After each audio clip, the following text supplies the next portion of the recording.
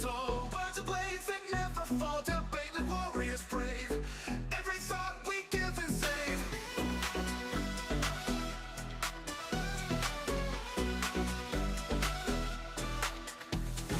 In the ring we stand tall, words of blades that never fall, debate like warriors brave. Every thought we give and save. Through the noise we cut clean, spirited mind sharp and keen. With a spark that lights the night, join us in this epic fight. Welcome to the Spartan Arena, where minds clash and thoughts gleam. In the heat of every word, truth and insight will be heard. Buckle up and take your stance. In this arena, there's no chance to escape the fight by lore. Dive in deep and search for more. From heartfelt talks to fierce debates, we explore what fate creates. Side by side we seek the light. In the dark our minds ignite. Welcome talks to fierce debates, we explore what fate creates. Side by side we seek the light. In the dark our minds ignite. Welcome to the Spartan Arena, where minds clash and thoughts gleam. In the heat of every word, truth and insight will be heard. Buckle up and take your stance. In this arena, there's no chance to escape the fight by lore.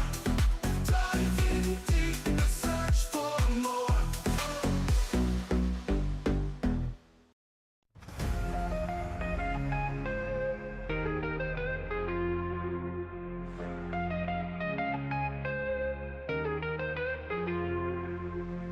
In the ring we stand tall, words are blades that never fall. Debate like warriors brave, every thought we give and save. Through the noise we cut clean, spirited minds sharp and keen. With a spark that lights the night, join us in this epic fight. Welcome to the Spartan Arena, where minds clash and thoughts gleam. In the heat of every word, truth and insight will be heard.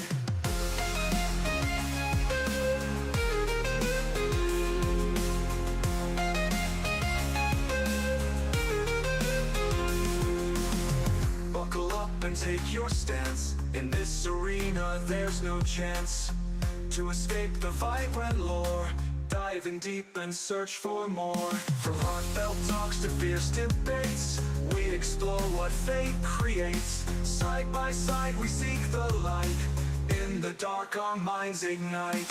Welcome to the Spartan Arena, where minds clash and thoughts gleam. In the heat of every word, truth and insight will be heard.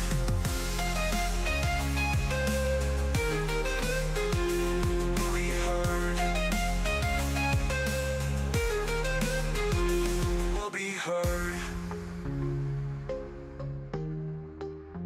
Will be heard. Will be heard.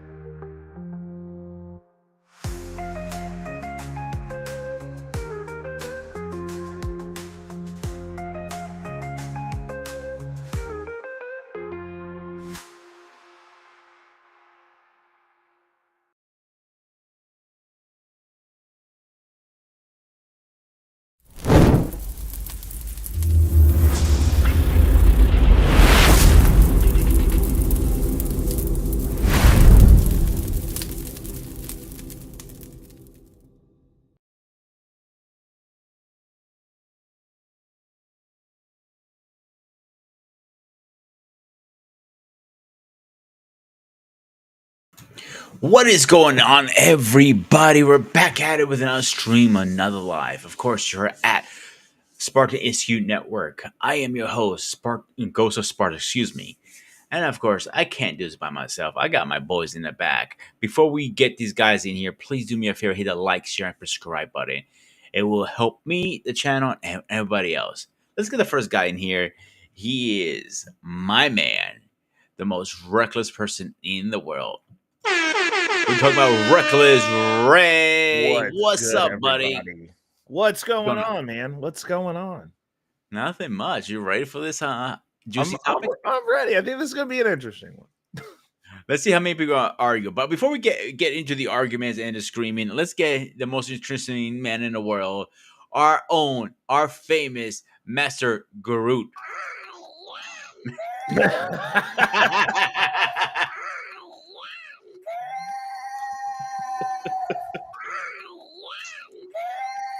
Oh, how cute a little finger there. The little finger. How cute. This thing can lift your body weight, so I don't know what you're talking Yeah, about. you wish. He's- Hey, don't try. Forget I'm Yeah. African. We lift heavy stuff. Sure, you lift heavy things. That's what they all say. And later on, you wonder why all the women are jumping to Africa to get some of the heavy lifting. Uh-huh. Okay, then. Anyway, so what's going on, guys? How is everybody tonight? Man, I was about to say, I think that's the general vibe. It's at least warm here, though, so it's not cold where I'm at anymore. It's actually getting warm, and it's a weird weather for this time of year. But usually, when it gets too warm, it means a big storm's coming our way. Well, it's pretend spring. That's what we call it. Yeah. the So, quiet before the storm. Yeah, I know. Right. so guys, let me see your opening thoughts. You go right first because you always have something to say. Is love is not sex, sex is not love. Go for it. I mean, we've been talking about this in these spaces for literal ages. Literal ages. The entire conversation of like, you know, if you never get to see the light of day, but you get busted down at 3 a.m. if homeboy had a bad night at the club and didn't pull nothing. Um it's just what it is. Like, no, it's at least for men, no, it's not. Like it's just not. I will throw one caveat in, and it's one of the things that, I mean, those of you who are millennials, because I'm a what is it, a geriatric millennial? I think we were the last generation that got told this, though. But like, I had an uncle who told me, like, we would be playing in the neighborhood and he'd be like, yo, don't be hanging around them fat girls. I was like, why? We're just playing. He was like, don't hang around them because you're gonna end up liking them. Next thing you know, you're gonna be running around with fat girls. So it's kind of the same thing. It's like, if you're doing it a bunch, then like, yeah, it could turn into something else. But if you're not, and it's just like a one and done, or like you just did it a couple of times, like, no, it's not anything else besides what, like, it's just sex at that point. And people try to make things what it's not. And I don't know. Like, I just think it's crazy that this is still a conversation piece. It's wild to me.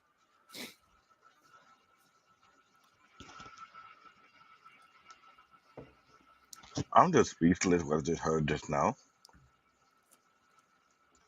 Hearing that reckless way uncle told him we hang out with fat girl, you end up like being around them. I was like, huh? I'm like, okay, what's going on here? What is my thought? Interesting. The topic right there is why I've tried to avoid this show, but I got no choice. Be here in this present. It is. Can I call it an area or domain or twilight zone or shithole or madness? I'm not sure what to call it.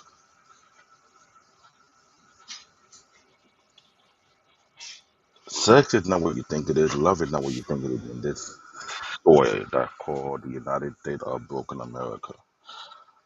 Uh, where there are virus systems far worse than the gutter, far worse than the toilet system that is. I don't know what they call anything anymore, to be honest with you, to be quite frank. I thought to wonder maybe I've been punked on this in this country for more than 30 years. I wasn't meant to be in this madness called the United States of America. Well, left me right when right mean left, when up mean down, then down mean up. Well, yes mean no and no mean yes, where they say you have from two sex to 72 other sex. So, to be honest with you, living in this God forsaken, deity forsaken, the extreme bottom of the barrel forsaken nation, I don't know what you call it anymore, to be honest with you.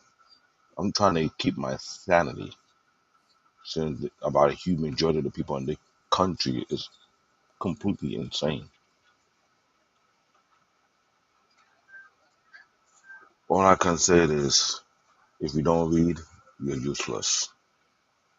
If you don't do your homework, you're useless. If you're extremely gullible, you're a guinea pig. Other than that, what you would call love, I would have to say you need to check your psychiatrist, check to see if you're mentally correct or not. What you would call sex, I would ask the doctor to make sure you're not contaminated. So I don't know what to tell you. That is my thought process right now, to be perfectly fair. From what I'm seeing, what I'm hearing, what's been going around me in New York and neighboring states and across the country, I thought to wonder maybe it's time to get the hell out of this twilight zone. I don't know. You tell me. That's my thought. So one thing I want to mention is there is a difference between sex and making love, and people don't understand that. And we need to have that conversation. Yeah, fuck you, David. Before you get there, oh, we're gonna go there in a minute. Don't worry, we will go I there. I didn't know we were domestic partner already.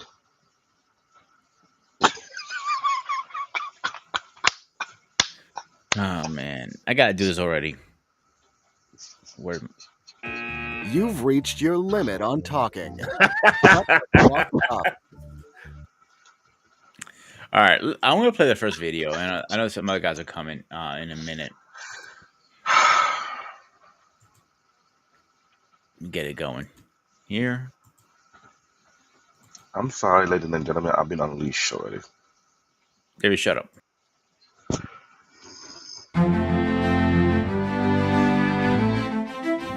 Is there a difference between sex and making love? Fundamentally, there's a huge difference. You can be having sex and there can be no love involved. Making love is different to having sex. Making love means that you're connected to the person that you're engaging with. And that means that you're not hiding yourself.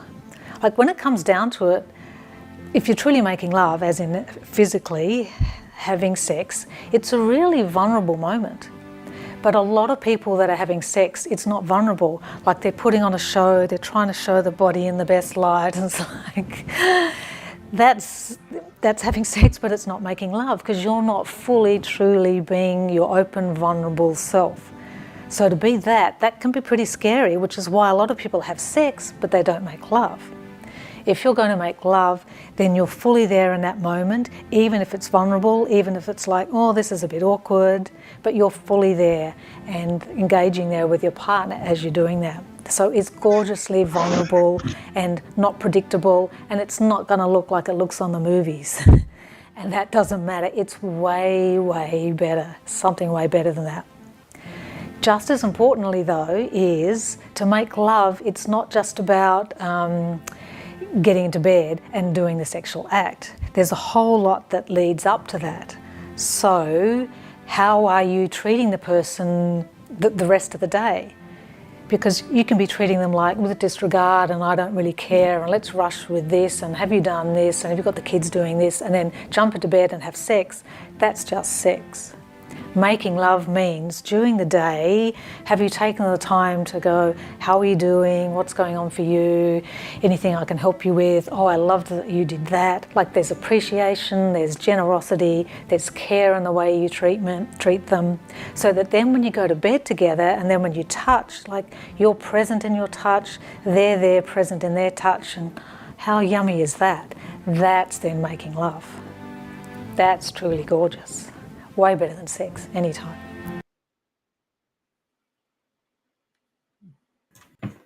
Okay, Ray, you can go first. I already see your smoking there. No, you know what? I don't hate that. And I mean, she's explaining it from like a woman's perspective. So, like, I can't argue that at all. I think women get there before men do. But I think what she said has credence. I mean, it's the same premise I tell dudes. Like, if you don't start fucking your scooter every day, because you're going to end up falling in love with that bitch. It's the truth. Like, if you got a 3 a.m. slammy and you start smashing it all the time, you going to start giving a fuck. And then stuff's going to get weird because now you got to bring your scooter out during the day. Your friends are going to make fun of you. It's going to be terrible. Which is why I advocate not having to be in that realm of existence any longer than you have to. Because, like, as a man coming up, we all go through it. It's what it is. You're going to have a 3 a.m. when the bar don't let out. You're going to have that one old faithful that's just waiting to catch it. She's going to be there for you. But you hit it too many times. As you stare into the abyss stares into you. And that's just something that we should all remember. But no, what she said was pretty much on point. I think it was on point, especially since it was a woman who was giving that statement from her perspective. The thing that I will say is I think women get there way faster than men when it comes to sex versus love. Because, like, you can be fucking a chick and she can be making love to you. Though that's the differentiator that I see is, like, from that perspective, all those things are true. Women that you engage with on a regular basis, dudes can be like, I don't give a fuck. They give a fuck if you're engaging with it on a regular basis. Like, I understand dudes will get up on these panels and they'll be like, oh, I don't give a fuck about that bitch. And be like, you fucked her every day last month. Like, every fucking day. Like, what are you talking about? And if she says no, you sitting around pouting. Like, if she can't make the appointment. So, yes, like, I think for dudes, you can get away with it for a while if it's like something that you're like keeping at a distance and keeping at arm's reach intentionally, or you're just upfront about your availability at the beginning. Because, like, you can make love to people who you're not going to be in a relationship with. Like, you can actually, it's okay, guys, to give a fuck about chicks that you're having sex with and not be a complete animal. I'm just saying. Like, it's okay. It's okay. Like, you can have, like, if you're not going to get the end result you want from a relational standpoint, like, y'all ain't got to lie to kick it. People have needs, and you can care about the people that you're fucking. It's okay. It's okay. Like, I digress. David?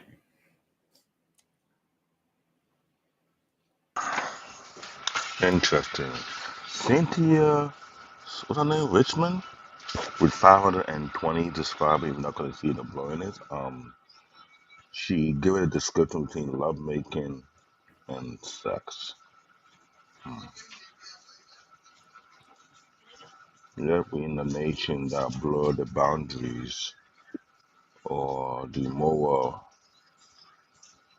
war to let her have a deep understanding of that, whereby, God forbid, you can be effing a woman, but you think you're lovemaking her. You can be lovemaking a woman, and she may think you just effing her. It's like, it's so freaking confusing. Well, 'cause you and I both know this very, very well. Every woman are not the same. What they consider lovemaking, we may consider it fucking. And what they consider fucking, we may consider it lovemaking. Since we chose not to listen to our elders anymore, we think we know everything that goes on in the universe. And those kind of people are more than likely brain dead, stupid, incomplete, lack of common sense, insight, and wisdom. They got nothing but air in their brain cell with a little bullshit hanging to the left side or the right side, a bunch of BS. And we wonder why we have so many broken homes and families. Yet the generation have a deeper grasp of what love is and what love is not, what love making is, what is sex is. But we're in an era whereby we got adult male, I can't call them men. Like I said, I keep to the category correctly. We have adult males who sling their ding like it's a baseball bat for a club and try to knock out many home runs as possible, but not realize they created too much dilemma and confusion. And women, correction, adult female, when they want to be Italian because they have been betrayed, they decide to play the same game, the same bullshit back to other unsurprising adult males who haven't taken time to know who they are as an individual. So we have this confusion whereby we trying to tell what love is or what love is not, what love making is or what effort is not. Fucking with us. We're so confused right now. It's almost like we're numbing it. It's amazing that this is the topic we're talking about, and I saw a clip of how a woman came back and she got mad because she was on. So what is Cynthia? This Cynthia G, whatever her name is, the one with the fake ass wig that got to keep. Jesus Christ. She got show when she was there early before a few months ago or so. Said she the one with 5 kids by 5 baby dads that she wasn't desperate. Now, if you would have sit her on the hot seat and asked her this question, were you making love or were you fucking that lead to 5 kids? Hmm. What would she tell you? Did the black David Yellow understand or realize the kind of person I am? I will put you on the extreme hot seat that you require for your creator to save your ass from me. So explain to me how will you understand what love is or what fucking is, but it's okay to be a post office and pop out babies like you Motion popping out detected at the Amazon entryway doorbell. package.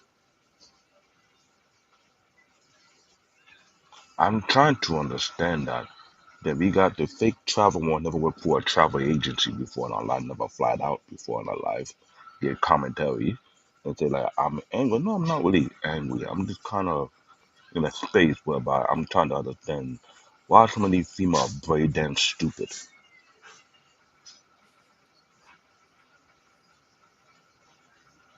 but refuse to listen to your elders when they're trying to save you from your own stupidity, but you choose not to. And she's making a great point, Cynthia. I can't really say. Since we're in society, we pass our sex like a recreational sport. When you're so numb to it, how can you differentiate the difference between either of the two when you can't restrain for it for a good month or so? Oh, I'm sorry, I forgot. If a guy go without it for a month or 2 or 3, he go haywire like he's a drug addict. If a woman go without it for 6 months to a year, she have to question herself if something's wrong with me or not. Why do I have craving for my crazy ass ex? Now, the third thing to put in, you have sex. No, let me rephrase it. You have lovemaking, you have sex, and you have addiction. Why not addiction not put in the equation? 9 times out of 10, a lot of these broken women rather revert back to the person who broke their back and reprogram their brain cell after they hit a couple of centuries. Yeah, it ain't applied to the men. No, no, correction, adult male. And no adult male can gaslight me and say that is not true. Oh, I'm sorry. They're afraid when she put it on you and she got you screaming like a bitch. And you were mourning like you never felt anything like this in your goddamn life. She got you so strong that you cannot stop thinking about her when you're at your job. You feel some kind of way when you see her talking to another dude. You're like, yo, that's my, yeah, yeah. Keep playing yourself. Um, Women, y'all worse than guys. Not only he broke your back, he messed up your sensory.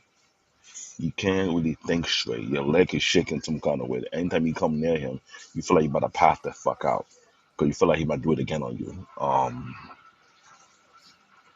He make you speak a different language when he hit that nerve. And you never had anything like that in your life. You're not sure if you're sprung or reprogrammed or you got brainwashed. So how will you differentiate between love making, fucking, and addiction? You tell me. All right, guys. Before we move on, I want to give a big shout out to North Tooth Man. Again, if you have a beard, go check him out. His stuff is good. David, he might have some product to help you grow a beard finally. And puberty is around the corner for you. If I grow a beard, I'll be scary looking. The really are scary, like when you talk about. Um, it is a difference between sex slash fucking versus making love. You cannot argue that. Even for men, if you're in love with somebody, it becomes more passionate. You don't think about, oh, she has a nice ass. I want to fuck. No, no, you don't think of that anymore. You think about that ass. You think that, yes, Ray, I said it. What? You don't think so? Okay, finish. I'm sorry, bro. I'm sorry. I just got real confused. Okay, go ahead. Go ahead. When you're in love with somebody, you only think about her.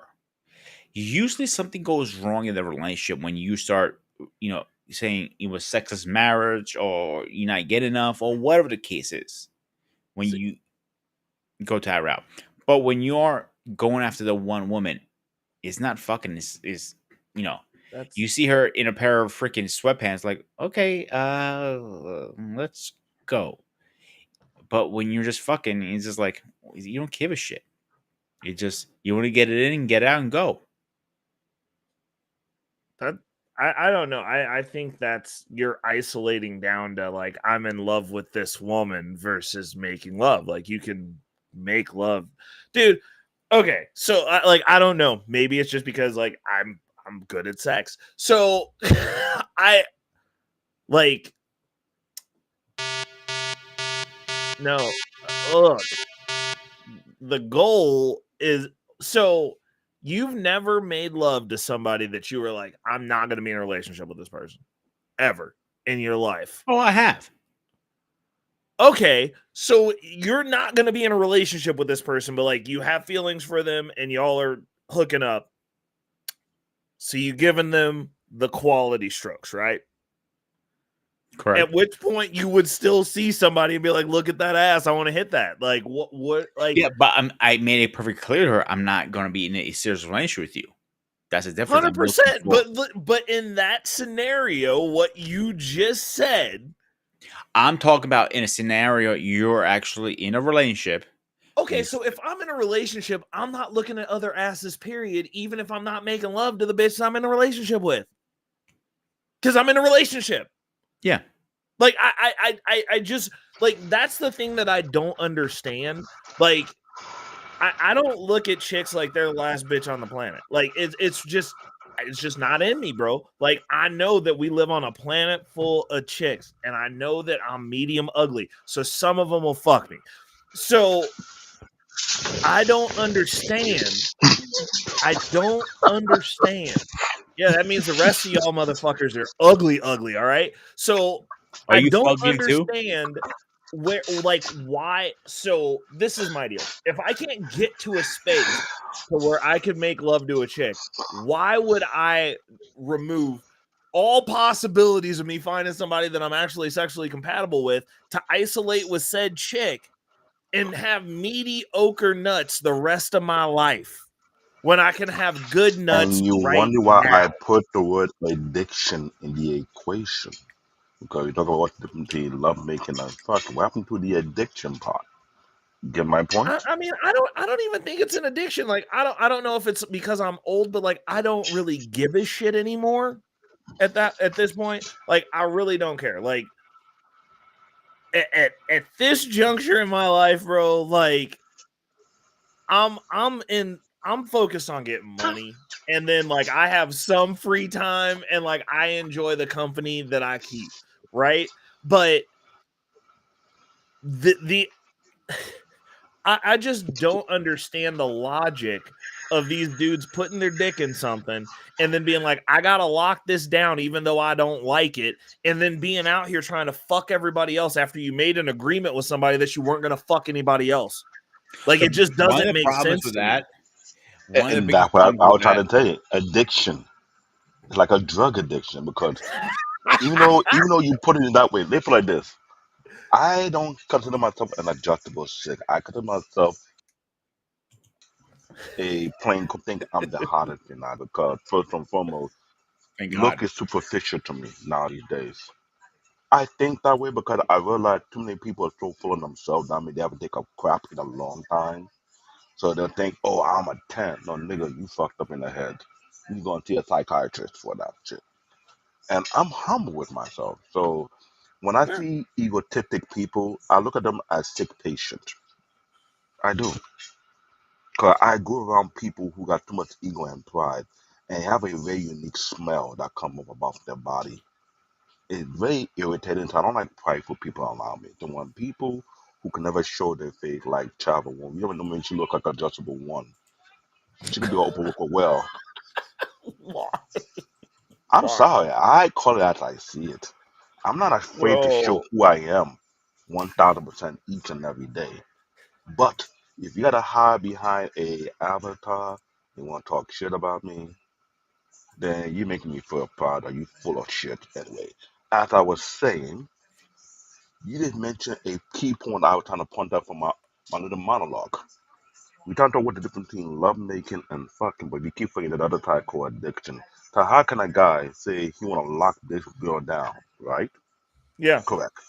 But yet, every big booty he see, every wide hip he see, any curve he see, he got to dick that one down. So this is no longer love making no fuck. It's more of an addiction that he's serving or he dealing. Just like you have crackhead, who can I help them to you gotta get that money to get that hookup, right? That little then we know addicts who you got a woman at home. She can be misfaithful and everything. But for some reason, you can't help yourself, but you want to throw your hard work in any bucket you see. I don't know. I All just right, think hang that on I think one that second, guys. Let's get oh, this guy in here because I know all right. I know he has something to preach in a minute. Ladies and gentlemen, Women please rise safety. for the president.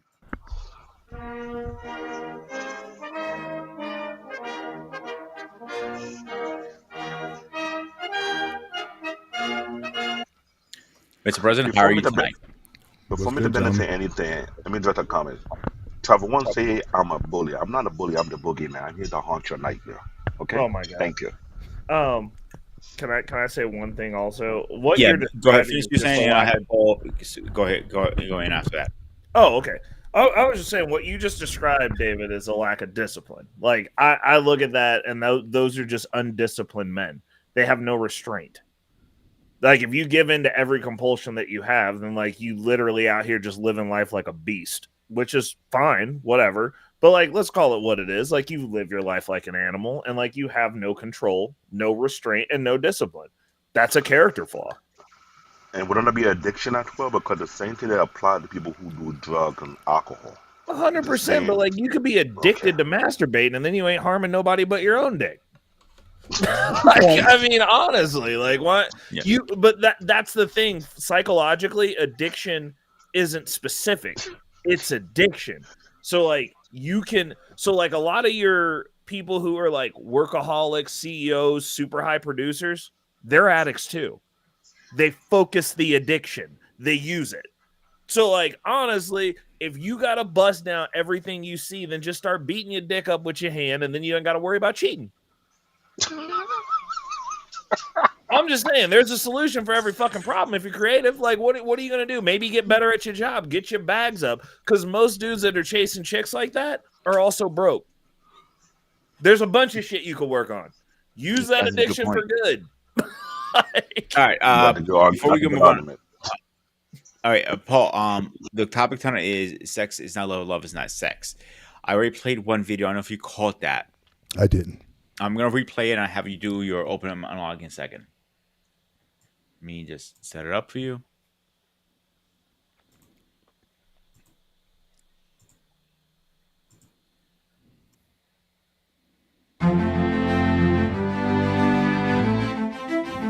Is there a difference between sex and making love?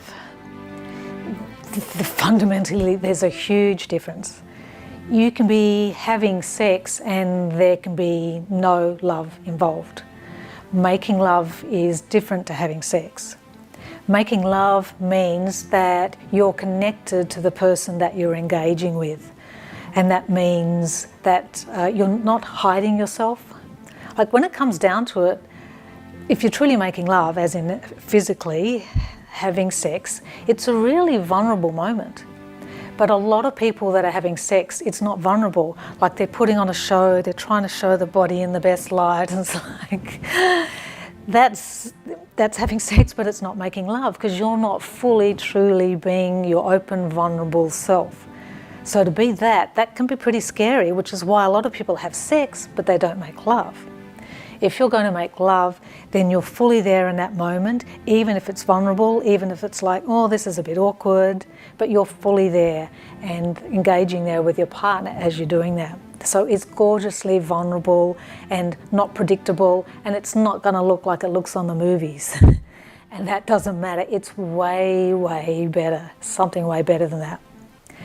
Just as importantly, though, is to make love, it's not just about getting into bed and doing the sexual act. There's a whole lot that leads up to that.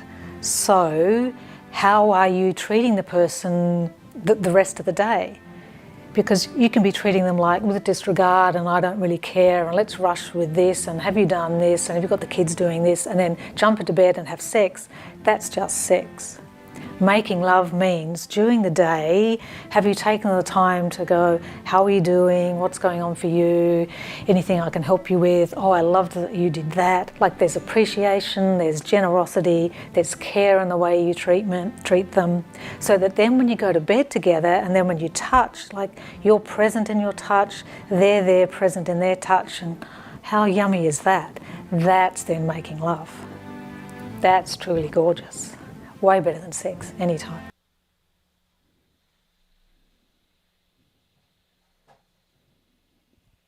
You're muted. You're still muted. For You're me? muted. Sorry. muted. Our shortest marine in the world. So let Bossman go really fast because he has a very few minutes with us, and then you take over, Paul. Go ahead, Bossman. Well, good day, everybody. I have a strong opinion about this, and maybe it's a little unorthodox, but here we go.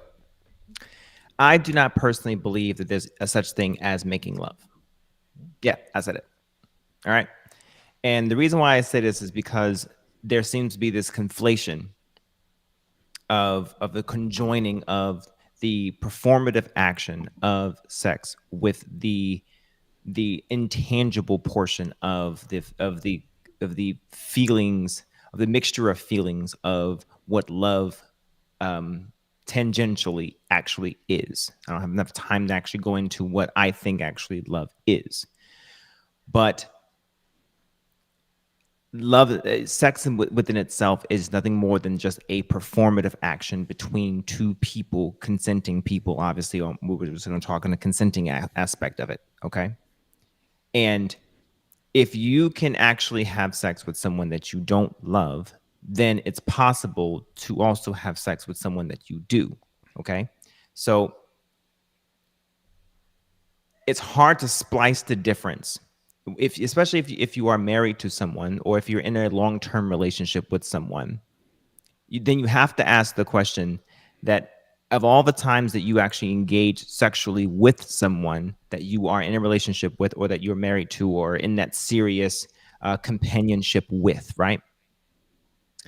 Then you have to ask the question, what's the difference between lovemaking and the times that you were just having sex? And the hard question is, you really can't, because in actuality, you're just having sex. The difference there is that you're having sex with someone that you have a connection with, in a sense, right? Okay. So to me, I personally do not think that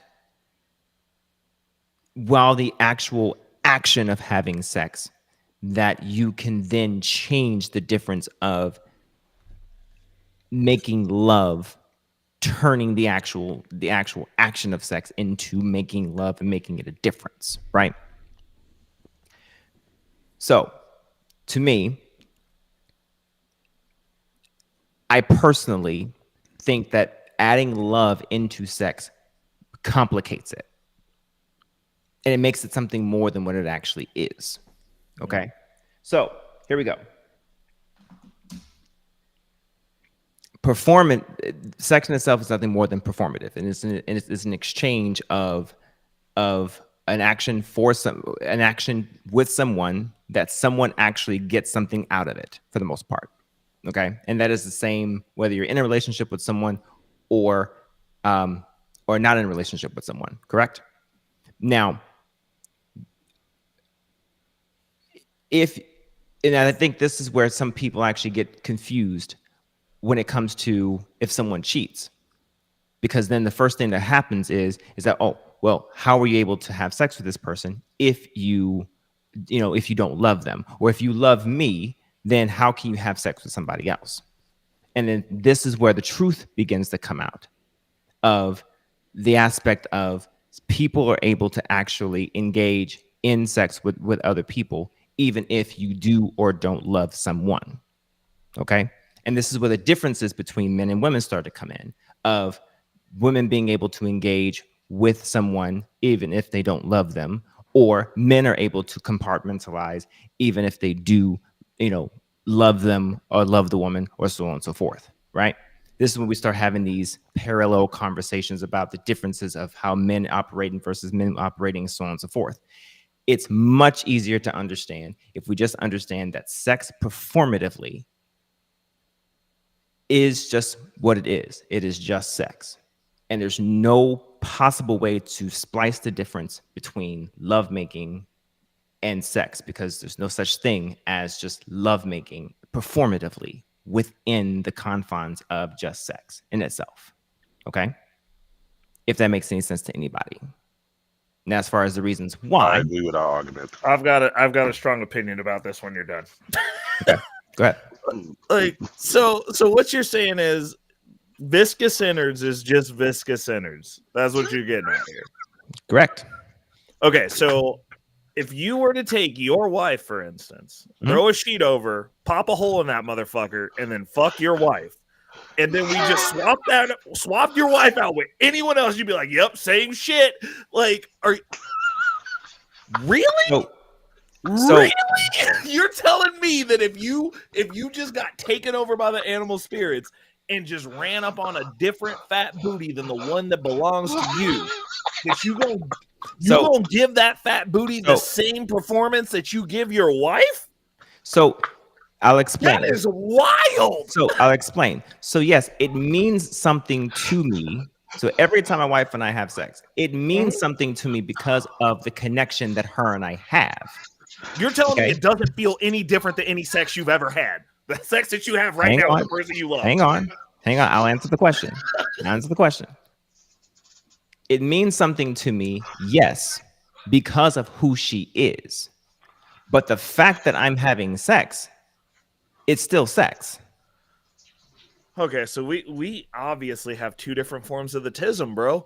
Because I cannot even fathom that. Because understand this, and here's why I say this is going to sound really wild, but understand this.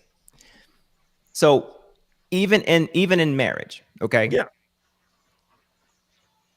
If it was not the case, then a wife couldn't come to a husband and say, hey, I want you to change up the way that you do something. I want you to give it to me, but give it to me differently. If it was solely off of the fact that I'm in love with you and your love making is enough and it wasn't performative, but it Uh-huh. was just because of the fact that you are making love to me, and the action wasn't the action, but it was the feeling from the action. Does that make sense? That does sort of, but like Okay. I'm still circling around this Hold on. because I understand what You you're got it? saying, but Okay. that's a pleasure center thing, and she's like, I want you to give me that pleasure. Okay. That's different. Okay. So It's then that'd be, but then to go, hey babe, just go lay down with any other motherfucker with a dick no, and get him to do it. no. And have her be like, oh yeah, like that just be like fucking So fine. Like so the difference. So what I'm trying to get you to understand is that the difference between me having sex with my wife versus me having sex with someone else is that I care about her. I don't care about the other person. I love this person. I don't love her. Okay. But sex performatively is still just sex. God, I'm having a problem reconciling this, and I think it's probably because the way that you're laying this out sounds very on the spectrum, and the way that I'm processing what you're saying is definitely on the spectrum because of the way my brain works. So, I'm just like, So what I'm trying to get at, what I'm trying to get at and understand, get you to Yeah. understand is that it's possible to understand that you can care and love. Love is the gateway for you to have feelings about the person that you are going to have sex with. okay, Okay. Love charges the sex, but sex doesn't charge the love. fair, okay, all right, Okay. But then that still goes back to the love sex hits a little bit different than the I'm just fucking you sex. Like that's the reason that you would go, hey, sex. this fat booty that walked by, I'm not gonna jeopardize the woman that I love over this. So sex essentially is the icing on the cake in a sense, but it's not the cake itself. Okay. Because sex might make you more open. I'm sorry, love might make you more open to the person. Right. Okay. Right. But sex doesn't make you love the person more. Okay. Does it make sense? Because Yes, all women know that in the beginning, just because a man is willing to lay down the pipe, give it to you, whatever the case may be, they all know that doesn't mean that a man loves you. They know that in the beginning. Do you think that they know that? They Because do. we got a lot of women out here in these YouTube streets that literally believe that they can date guys that they are fucking. absolutely do know that in the beginning. Okay. Because what they're getting in substitute are resources, time, and they're getting in substitute, they're getting that man who's prowling towards them. Yeah. Okay. All right. Now here's what happens towards the cleaving part of the relationship. What ends up happening is the man starts to cleave. He gets comfortable for the most part, and the relationship gets solidified. And then for whatever reason, they lose the concept that sex was still sex. And then they start relying on the concept of sex equaling love for attention or for validation. And so what ends up happening is when sex starts depleting, then it's like, wait a second, does he not love me anymore? What ends up happening is when sex starts depleting, because the man is no longer prowling, because the man says in his mind, I have what I've been prowling for, so now I can kind of sort of come off the pedal a little bit. Right? It's what I have now is local. What I have now is next to me. I'm good. I can kind of back off a little bit. All relationships, I wouldn't say all, but the predominant relationships, when a man cleaves onto what he has, sex, the amount of sex, the quantity of sex starts to back off a little bit, because distance makes the heart grow fonder. A man will travel miles to get what he wants, but as soon as what he has is right next to him, it becomes an option, not a mandate. Okay? Usually. So what's happening is the woman starts looking, wait, we're not having sex anymore. So what ends up happening is, am I still attractive anymore?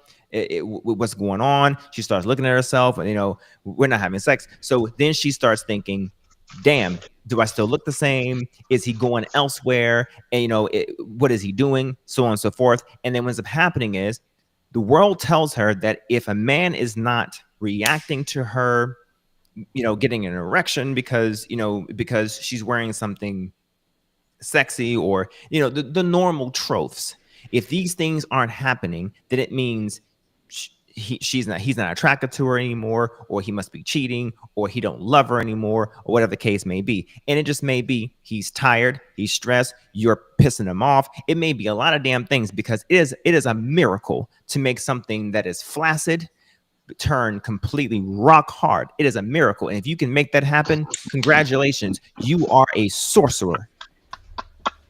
A lot of Right? women are sorcerers in my world. Okay. I'm sorry, So- you cannot argue that. You cannot argue that logic. You can't.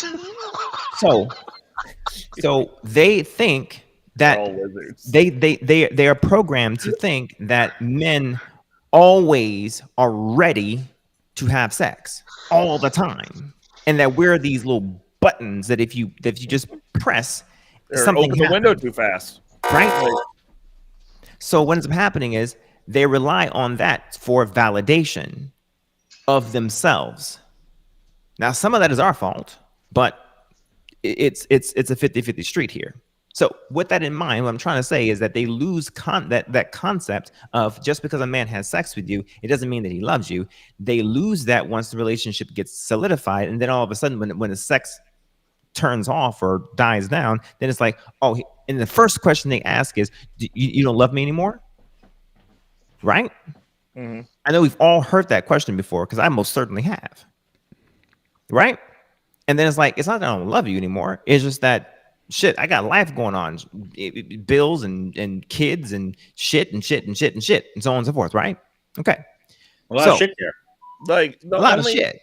The only time I don't want to have sex is if I'm actually mad at the person, because I'm pissed off. and so this is a value set, but I live my life that I'm like, yo, if the opportunity for sex presents itself, I'm taking it, because I might die soon.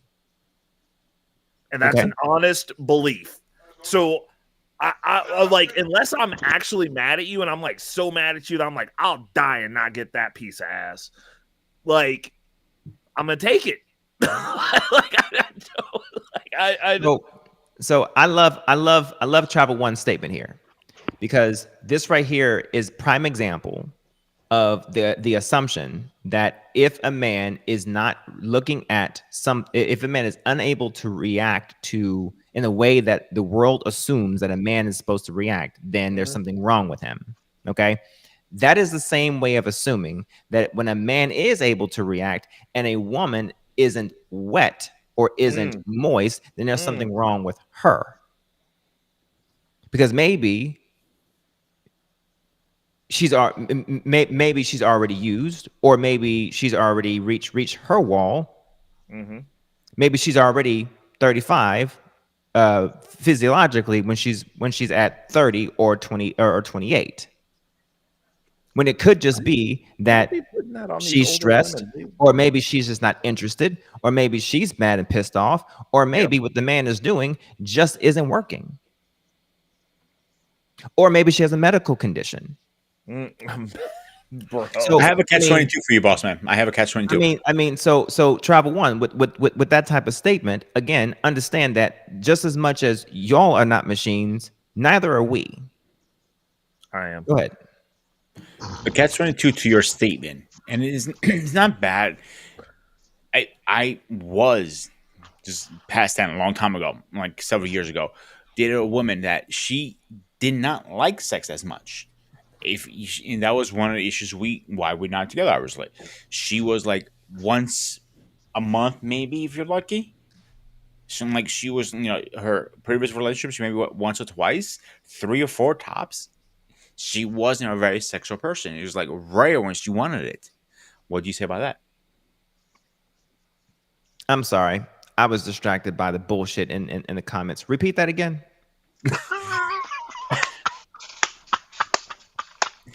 Bossman, I love this shit out of you, man. I do. You're a great guy overall. At least I was honest. Say it again. So I was with a woman years ago. I'm talking about like close to 6, 7 years ago. We lasted only like 3 or 4 months.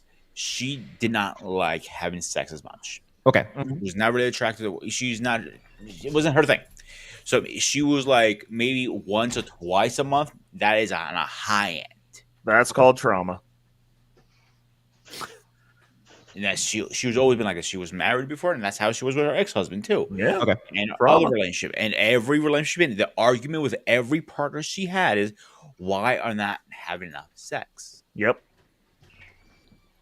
Yeah. Okay. Because That's Well, that's yeah. a that's communication though, and I think Yeah. Travel One's comment and Boss Man's comment, because you have your libido, bro, and I'm not judging that, but those are things that should be communicated, because like Yeah. if you got somebody who's like, yo, I need to get my shit busted down daily, like Daily. you are obviously not the guy for that person. Yeah. Like I am. And- that's because women don't. The thing is, a lot of men and a lot of women don't make that known. Like if you're Correct. gonna date and you're like, yo, I'm only fucking once a month if you lucky, then being with a guy who has my value set of I refuse to be in a sexless relationship or a sexless marriage, period, because I can just be single and have sex, all the sex that I want, and do whatever the fuck I want to do. Those are conversations, and like those are things that like you should not be scared of bringing up. Like if I'm dating Correct. somebody and they're like, yo, like, are you don't like to fuck? Like Record This- play. Yeah. Based on what you just said right now, and based Mhm. on what Bossman is saying, can we say for the simple fact that we have lost the actual art of communication, whereby we lay down the hard questions to understand our function? Because what Bossman was saying is what I was taught in my 20s, and I had to ask myself the question: why a lot of people overlook this ideology of what sex actually really is? Because the way he laid down perfectly, I had to laugh. I remember hearing similar exact word for what it is. I had to agree, scientifically speaking. You keep what I say, scientifically. Because remember what I said earlier in my monologue. What is the difference between love making, sex, and addiction? Even though you're doing the same activity in all three categories. Yeah. I mean, eh, so yeah, and to your point, Sparta, that's a conversation.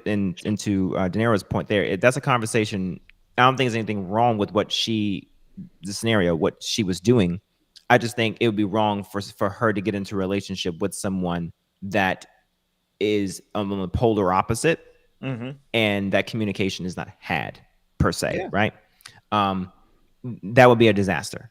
Now, to CBN's point here, to me, I think the biggest issue here about all of this is that one, society has basically romanticized sex to a point where we've basically lost the mechanics of what things or what shit actually is.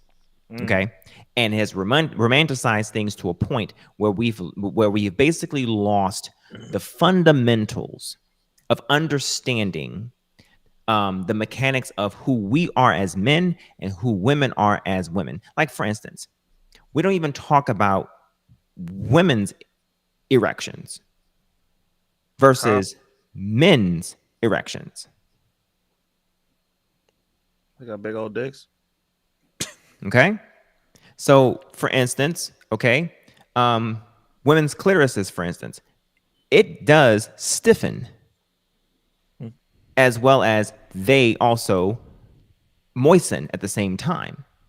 First of all, does anyone here know the average length of a clitoris? Oh, actually, that's a good one. Go ahead, share. It's about 6 inches. Oh, What? okay. Out?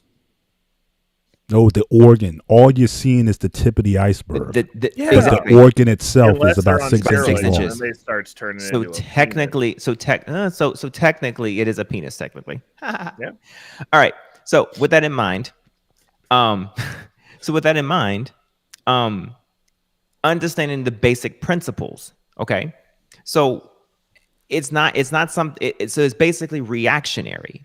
Men are reactionary. So when women are saying, "Oh, well, he's not he's not getting an erection or whatever the case may be," well, if he's not getting an erection, understand first of all that it's not necessarily always something medical. Sometimes there are men who are going to the urologist, getting their T's checked, and their T's are normal, and the doctors are saying you need to go see a psychologist versus getting pills or going to go get injections, whatever the case may be. Or that Bluetooth from the gas station. Because part of your problem is that you are stressed, you're pissed off, there's something going on, so on and so forth, yada yada.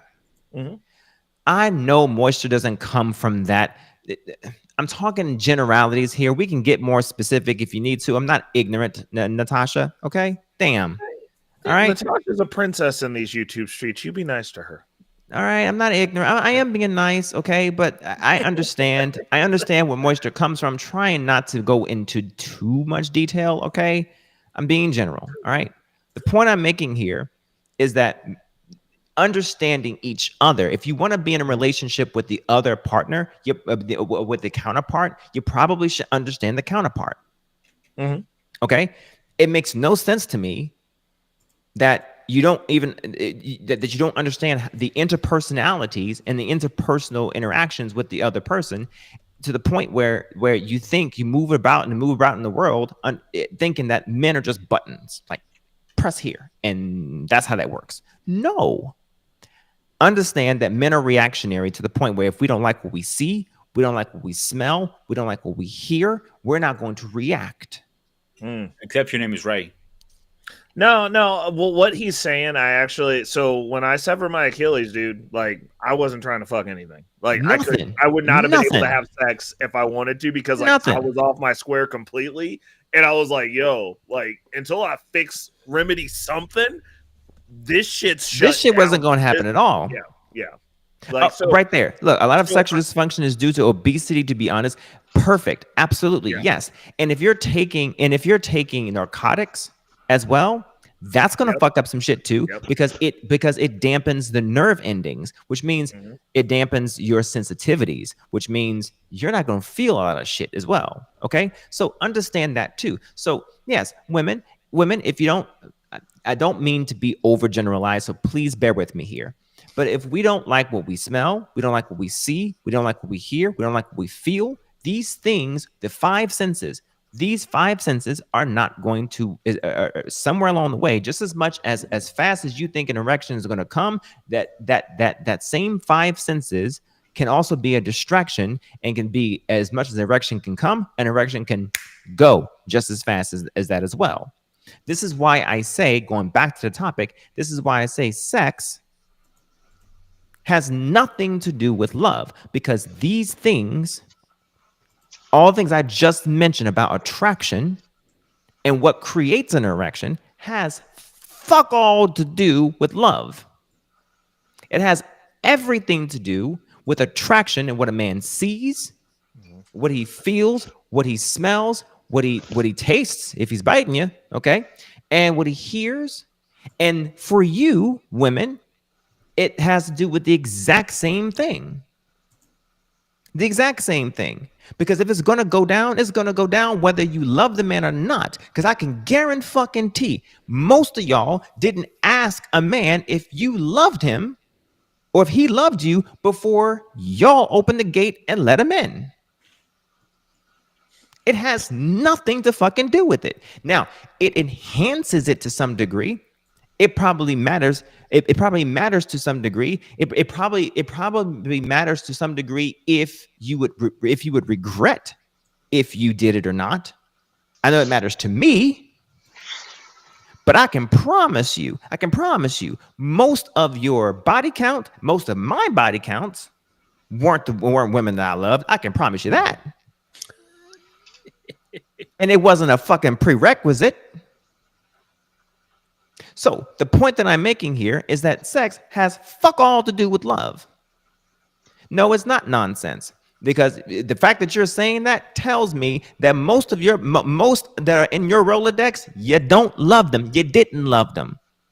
I can I tell have you a that fun right fact for now. you guys. I have a real fun fact with you What guys. she did? Did she have to put a paper bag over her face?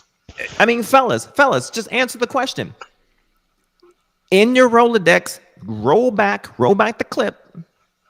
Did the ladies ask, do you love me before they allowed for you? Oh, thank you. Okay. No. I'm not even going to let you finish I that. only had one woman ask me that question, and I was not able to lie to her before she was before she was able to allow for me.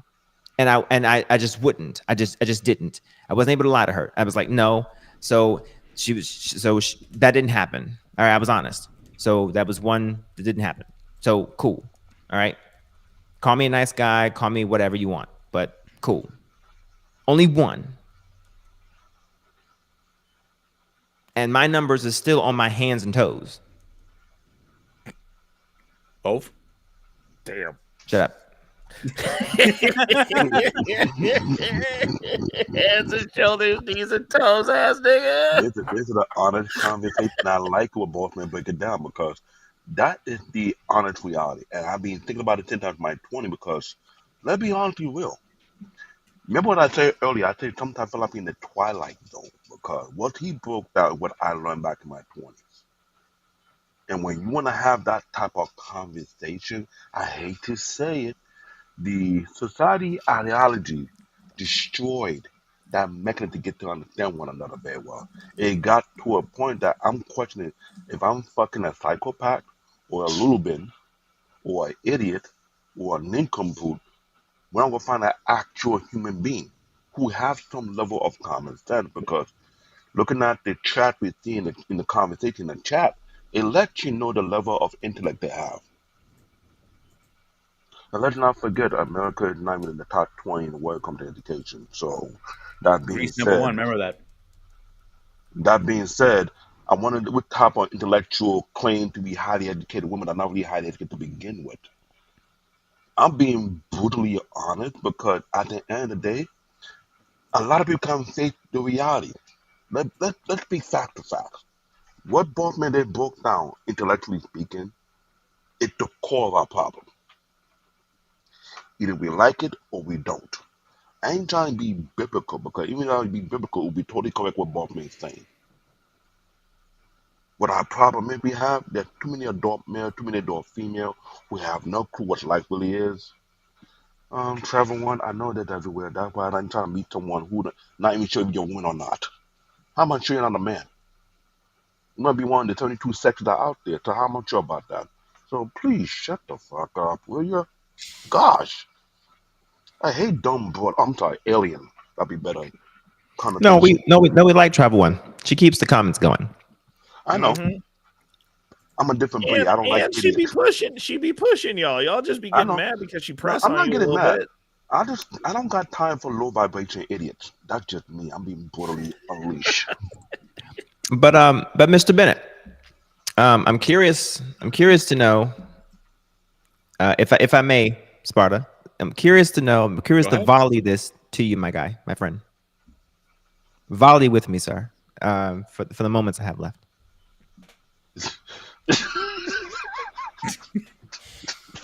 Hang on. Before you talk, Oh. go ahead.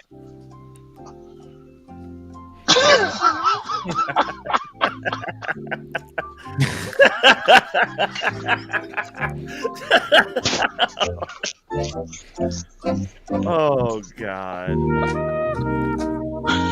Oh, I think we God. enough.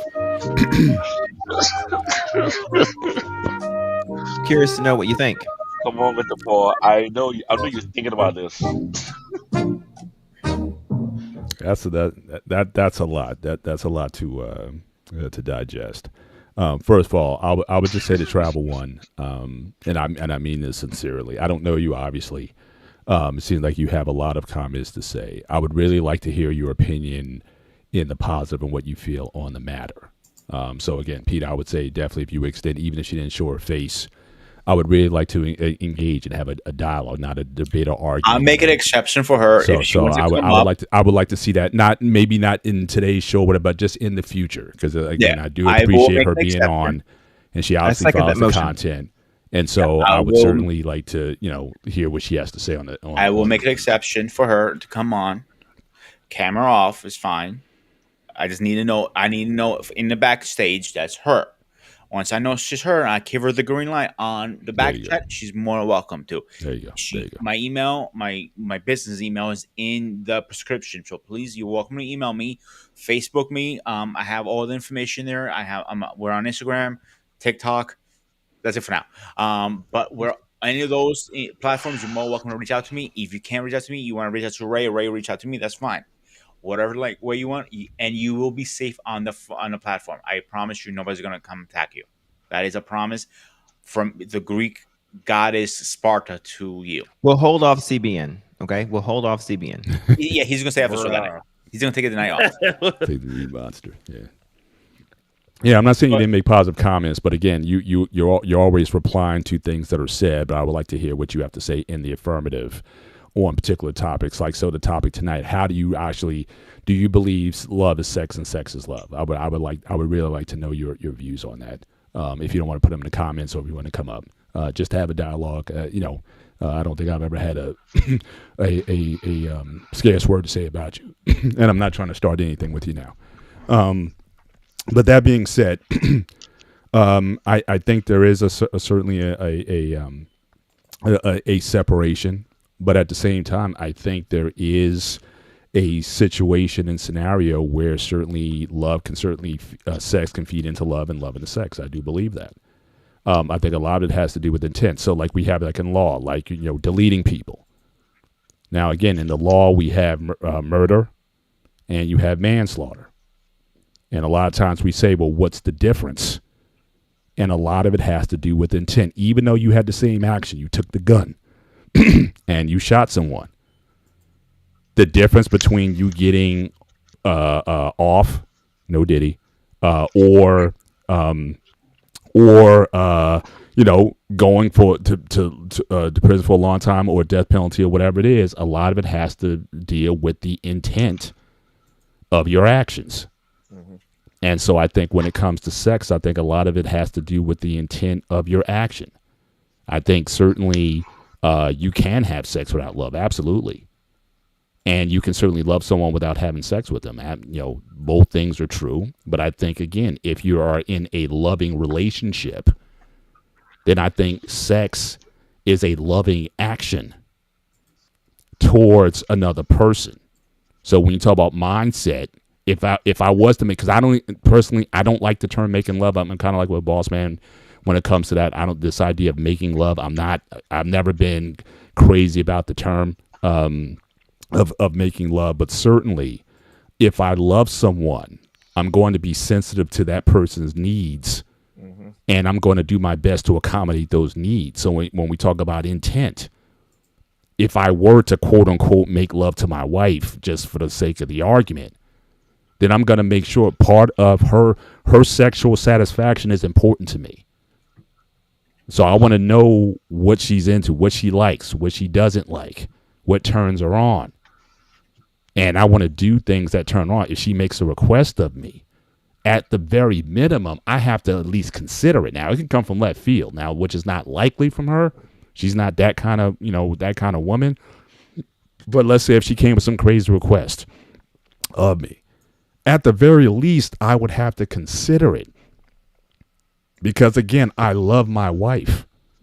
And if she thinks that whatever this action is going to be something that would please her, I want to please her. I mean, in fact, when we do it, my thing is to please her first before I please myself.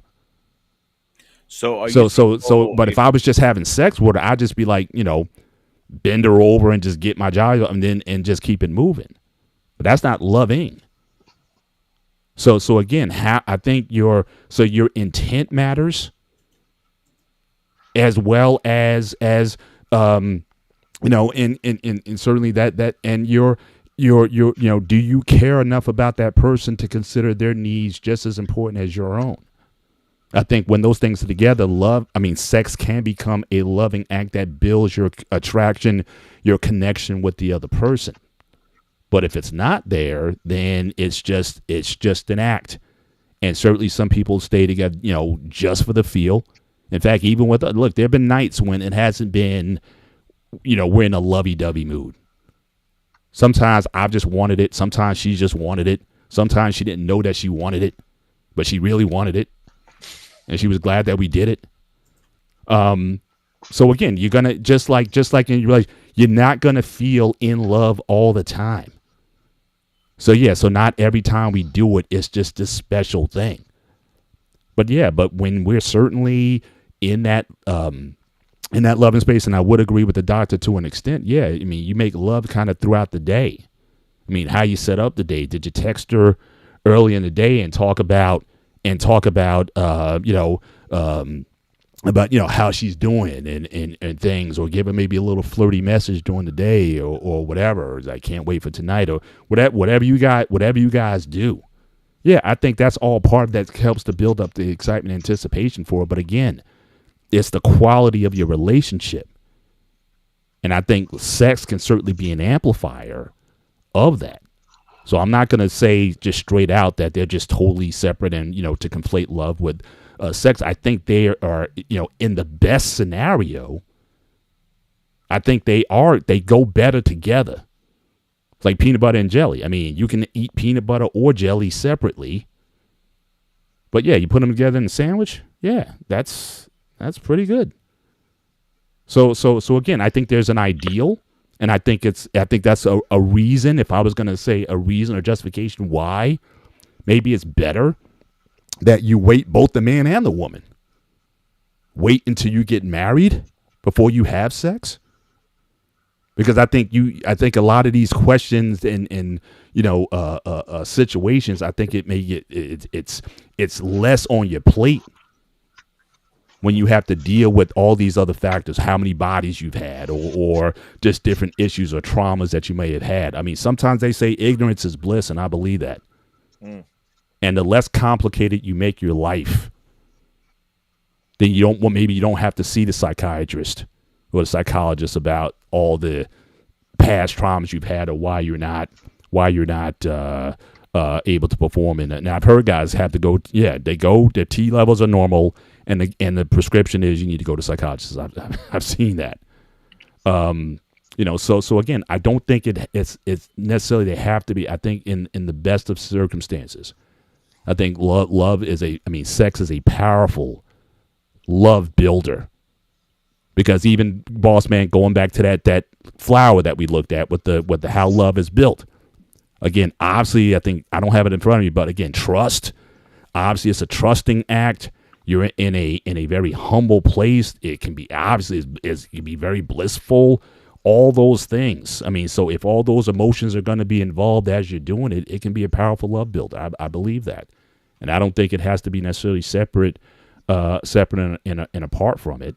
And I think, yeah, maybe we are losing something when we kind of constantly keep them separate all the time. Great. Hey, CBN, really quick. I want to just do something really quick, Mr. Bennett. I think to your point, and I want to make sure I'm very clear on something. I think for my position from my argument, and I guess philosophically or intellectually, I want to make sure I'm clear. When I say that there's no such thing as love making, I agree with you on this. And when I say that there's no such thing as this argument of sex is love and love is sex, I'm speaking from it, or I'm disembarking from it, from a absolutist statement. Correct. Yeah. The statement is love is sex. Well, the statement is love is not sex, which means the converse is love is sex. Sex is love. If it is possible for there to be sex without love, then the absolute statement is then, in that case, void. Correct. Because, okay, so that's when I'm arguing. And if it's possible for the opposite to be possible, then the argument is therefore void, and therefore we must rethink the absolute statement. And therefore, if there are contingencies, then we must then make a new argument. We therefore must then provide a new absolute statement, which makes room for there to be this wiggle room. And what's more of an absolute statement that is more accurate is that sex is just performative. Sex is just a thing that if it is done with a person that you do love, that it means something more than just sex with someone that you don't love. And that is it.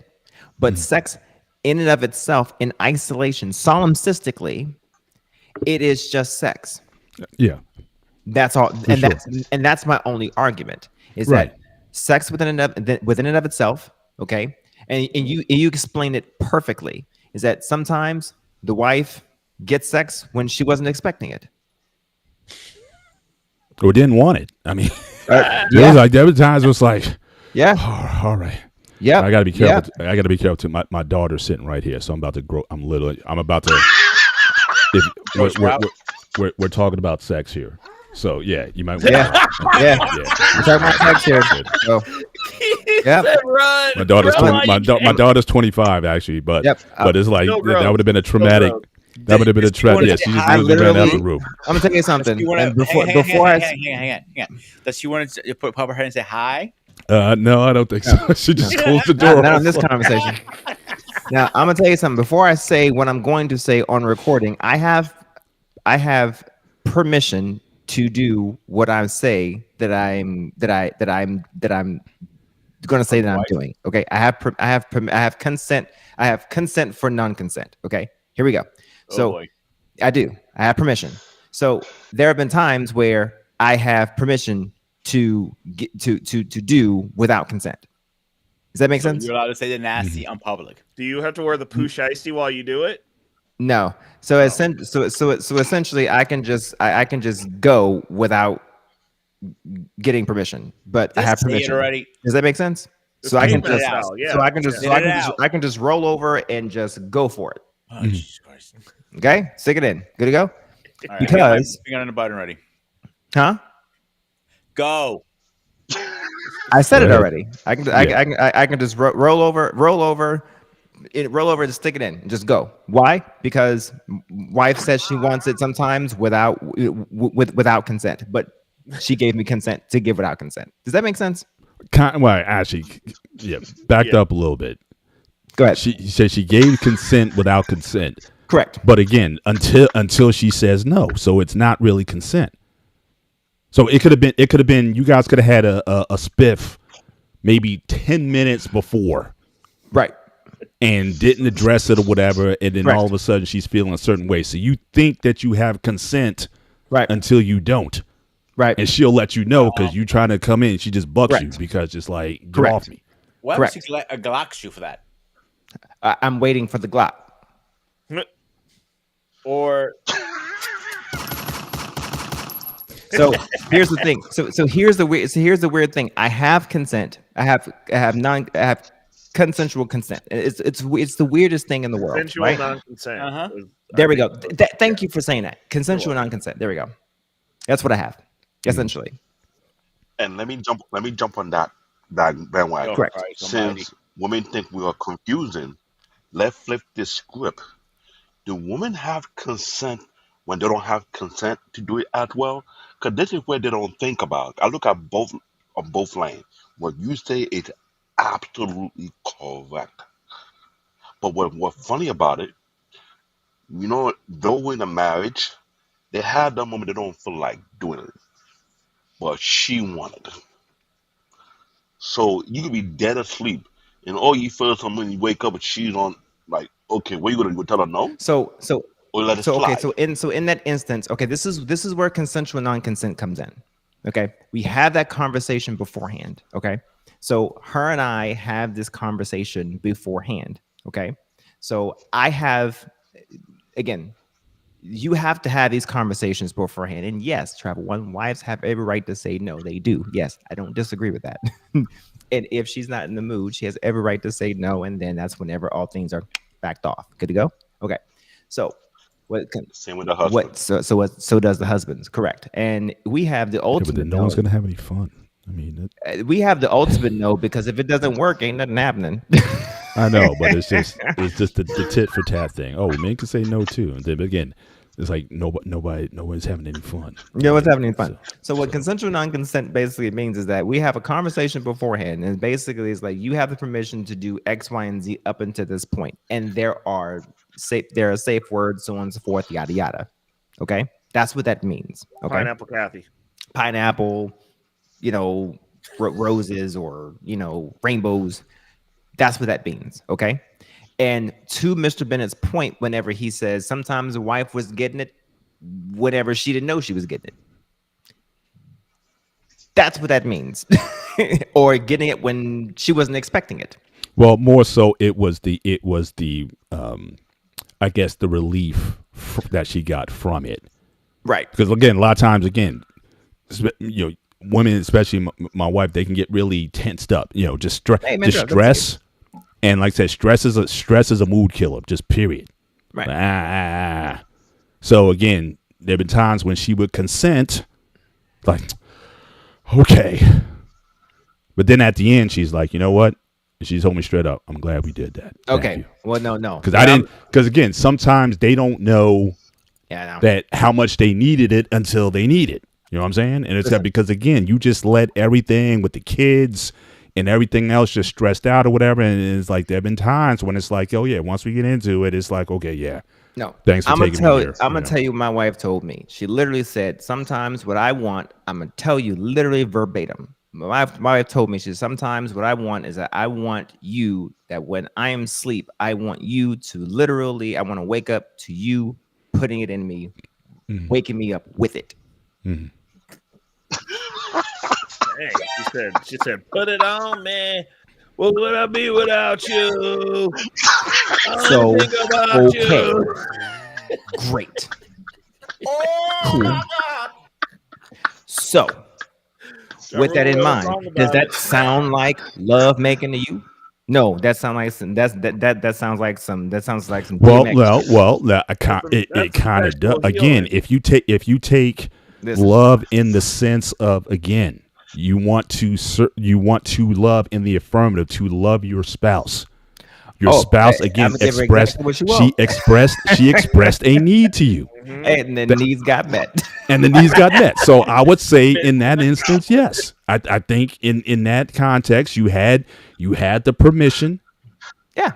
and you gave her what she needs. So I would say in that sense, yes, it's no different than she gives me a honey-do list.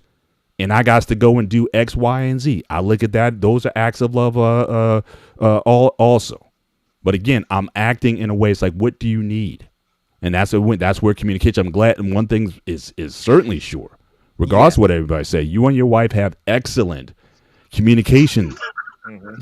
Excellent communication. Look, Brent Henson said, "What did I Shout just out tune to into?" shout out to Brent Hinton. Look, here's the deal. The point that I'm making here is that when I'm waking up in the like 2-3 o'clock in the morning, okay, and I'm thinking this is a really good idea, okay, I am not thinking about love at that moment.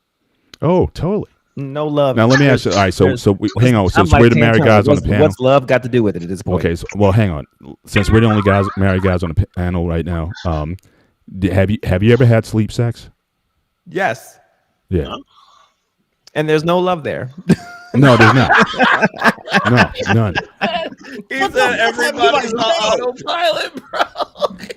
We went from one thing to Y'all never had sleep sex? There's no love there at all. okay, sleep. Sleepwalking? No, it's you like educate us what sleep sex is. it's exactly what I said it is. It's exactly what I said. You're having sex. You while are you're having asleep. Yeah. Like And you don't even know if it's a dream or not, but you know when you get up in the morning. Yeah. You're on autopilot. Yes. And you're Yes. but you're still asleep. Yes. 100%. Yeah. Yeah. That's a thing. It's a Yes. thing. Oh shit. Now look, I The admit. problem Listen, is I'm that not. both of you Listen. can still be doing this, But and one listen, of you is awake. Right. Now again, I haven't done that in years. I mean, back we talk about the first, certainly before the kids came. Yeah, And certainly, in those, when we were a bit younger. Now it's more managed now. Yeah, we don't have too many of those occasions as we used to. But yeah, back in the day, absolutely, it'd be like, and I'm waking up, and then I go kind of back to sleep. It's like, yeah, oh, I'm doing it. Okay, go back to sleep. I'm doing it again or whatever. Yeah, absolutely. That's gold. Man, You a But look, manimal, Bennett. Y'all some manimals. What's no, let me break it wrong down. with Let me you? break it hey, down. I'm so and as then, reckless, and then- Ray. but I'm here's the shocked. thing. Here's the That's thing. only The wife for wakes up a the next. couple. The wife wakes up the next day and she asks, "Okay, so who was that?" Yeah. Oh yeah. Oh yeah. Animal. That's who it was. Absolutely. Straight up. Let me say something about that. I have researched about that in my 20, and I learned about it. It only happened with only couples who have a very strong bond within Yes. each other. Those who have weak ass bond, it never happened. So this is why I always say what I learned in my 20, what both been speaking about, it's factually true. But what the issue is, no one take the time out and have those type of nitty gritty conversation about what they are, what they don't like, either past trauma, what they're into, what they expect to happen in a relationship. When you want to have that coffee date, everybody say F coffee date, that is the ground where you can have that type of conversation to understand, intellectually speaking, how you think and how you process and how you react to things. If you're Yeah. not into, for example, like So you hang on. So mentioned, hang on. boss So man, David, so you would bring that up on the coffee date? He'd be like, um, David, after you'd a be few like, coffee dates, I- no, after, no, David be after a hitting few him with coffee like a dates, that's a little hypothetical. lag. after a few, I I don't know roll if I'd do it over, on the I coffee hit hold you on, date. with my hold on, Lincoln hold on. log. What do you do? I'm not gonna be dating her No, for months, no, but I maybe I say give it a this. little bit of time. After a Yeah. few coffee dates, if you're So intellectually how do you connected to like one to be? another, coffee no, date. How do you no, like I'm to being be honest. woken No, up from I'm a nap? being real You better have a real. speed round, like every Hold on, 5 minutes, someone You getting up. whips and chains type When I'm girl, saying I or do coffee dates, All when I right, mention David, coffee did I dates, ever mention you have some weird ass dates? let me make it crystal clear. When sorry. I mention about coffee dates, we having conversation whereby after you interact with one another, you get a level of comfort whereby you can go a little further in the conversation. Sometimes you do, sometimes you don't. Everybody is not the same. Let's be literally real. Both been put out of obvious. There's some people who only have sex once or twice a month. They're not into the sexual aspect of things. So when they conversation will not fall in that category. But there's some people, like Reckless Ray, he want to be reckless, right? If he finds someone who has the same wavelength, it's a matter of time before that comes to pop up. And when I come do pop up, what do you think that comes to be all about? Without asking themselves a different question like, well, you feel comfortable, you don't feel comfortable, right? And they have that comfortability among themselves. To have that conversation, then it will be known at that point. But when you interact with a person, it's based on what connectivity you have with that individual. If you connect on a mental level, on an intellectual level, or physical level, it depends. It's like attraction, right or wrong. I I don't know. I don't I know if could. I bring that up on a coffee date So first so date, man. so so Not so so. everybody, Second like I date for said, sure. I keep, remember, I keep, not everybody bring up that conversation. It depends on what kind of nature of a person you are. If you're not a So sexual person, that comes will never pop up. so I would agree to a point, but I would say I would agree to bring these type of things up, but not that early. I would say, Bingo. my wife and I would have these type of conversations. We did have these type of conversations, but it was once we a little unorthodox. Mr. Bennett would disagree. I would say this, but we started living together relatively early. It was due to a specific type of situation, but I wouldn't recommend it. But it turned out pretty good for us. But we both had a mindset that we did not want to move forward very long together without first living together. We had that same I mindset, personally agree with that theory. and we agreed. Because you don't know motherfucker until you live with them. Okay, so that's we both understood that, and we actually said it together at the same time. So we were like, good, bet. So we tried it, and so as we started to cleave, we started to have these really interesting connecting type of conversations. All right. And it's not until you live with someone or you're like with someone all the time that you start to have these more connecting conversations. When you're dating and you're apart and then you connect temporarily, you have these tepid conversations, but not incessant conversations. But That's what about those conversations that you on the phone all night?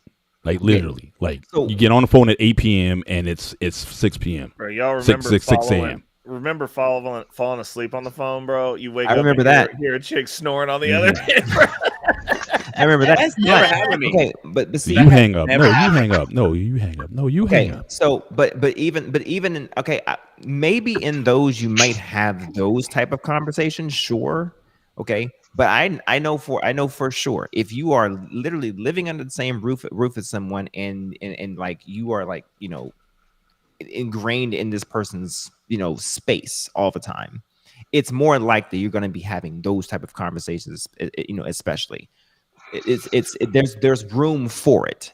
Okay, let's put it that way. Okay, I won't say definitely, but there's room for it. Let's put it that way. All right, cool. Now, to that end, we even now still have we find ways to break barriers to have even deeper and deeper conversations about either trying new things, opening the room a little bit to explore either more, do more, figure out, hey, there's a corner over there. How do you feel about that? Or where are you now? I talk about dusting off that table that we met at, parenthetically, that we met at to say, what are your needs now? Are they still the same needs?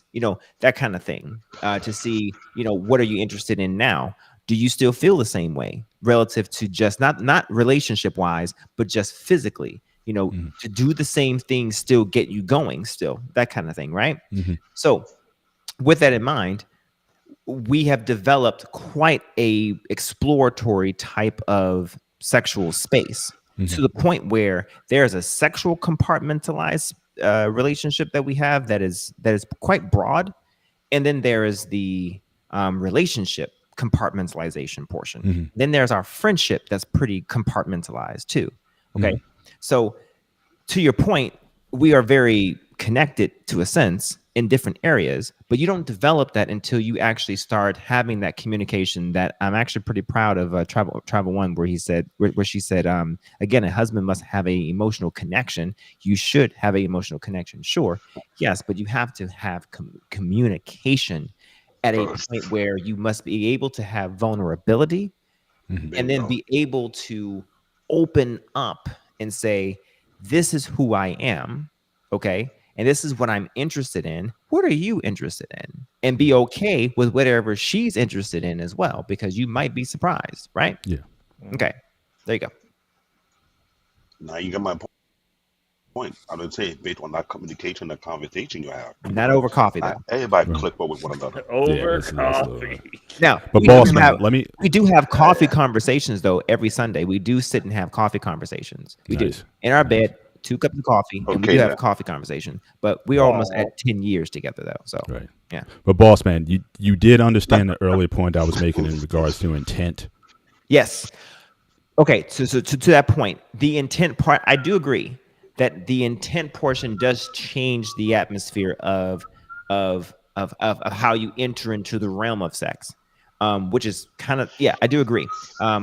It does change how you might enter into sex and how you might delve and maneuver through sex and how you might leave after sex too. Or even the the consequences of it. Like I said, that's why I used the manslaughter/murder example. I could rock with that. They said it all boils and down does to change your it. intent. The action is the same, Okay. All right. but the so- consequences, certainly for you and your livelihood, could be very much between getting the chair or getting okay. 5 to 10 or probation or whatever it is. All right. That's so- that's part of what the law has to try to find out. So let's rock with that for just 1 second. Okay, so what about those nights where you don't have quite the loving intent with the same person that you love? The nights that I don't but there's always the loving action. When you say There's some nights that I don't quite have loving actions with my wife. I'm telling you this. I'm The telling you loving something right action's the fourth pump, man. Come on now. now. Okay, there are some. I'm gonna be very honest with you. There are some nights I don't quite have loving actions. Okay. He said, Nah, I love you. I honestly look. if there's no loving There action, might be then some asphyxiation involved. then more than likely there's Oh, not you going can to be lovingly any choke there's somebody. not I've going to be lovingly choked them. any at least Yeah. in my situation. You know what I mean? Or there have been, look, I'm not going to get too deep here. I mean, Okay, but I'll but, make it easy. but do you Would it see be- what I'm saying? Like, But like I said, but generally that's not going to be an action though. So like even looking at my murder manslaughter example, okay, again, if there's no intent or if there's no action at all, then it's not more than likely it's not going to happen. okay, I'll all make right. it easy. I see. I see what you're Is saying. it the So you- moment? Is it the moment you have the full moon and you feel different, like you're not yourself no more? You feel like a werewolf. Let's be real. Every man goes to that moment. Nah, 'cause I may be I may be feeling a little primal. Okay, so you're saying with your wife, there's no other reason why you would ever have sex with your wife other than because you love her, and not because she's looking real good. Because I'm telling you something, the outfit that my wife has on today. Okay. Oh, that's part of it too. But like I said said, but he I about but to I jump will offline I will right never now. I've never had sex with my wife without the without the goal of making sure that she gets her share of the pleasure. You know Got what I'm it. saying? Okay. Like So I've never just been like, look, I'm just gonna bend you over, boom, and then just walk away from you. So you Just think nah, you would I'm never not climb her out of- not that. You know what I'm Oh. saying? Like I've never been so selfish about it definitely. where it's like, and she's the same way. Like if I got her off, but for whatever reason I didn't get off, for whatever reason, she's upset. She's like, wait a minute, no, let's, it's not. She doesn't think it's fair. So again, we have a mutual understanding that look, if we gonna do this, both of us should get something out of it. And unless it's some very rare circumstances, like maybe unless one of us is sick or something, and I just need to be pleasured or something, like, but I'm not in a position physically to do it, but, Okay. something like something like that, but that, but it's rare.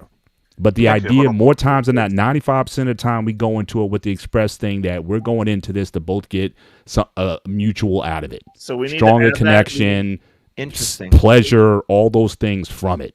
That needs to But go it's never into the it's manosphere. rarely been selfish. That needs to Well, go into the man, I manosphere wanna ask this database, question. the Bennett pleasure principle. Everybody gets their pleasure portion.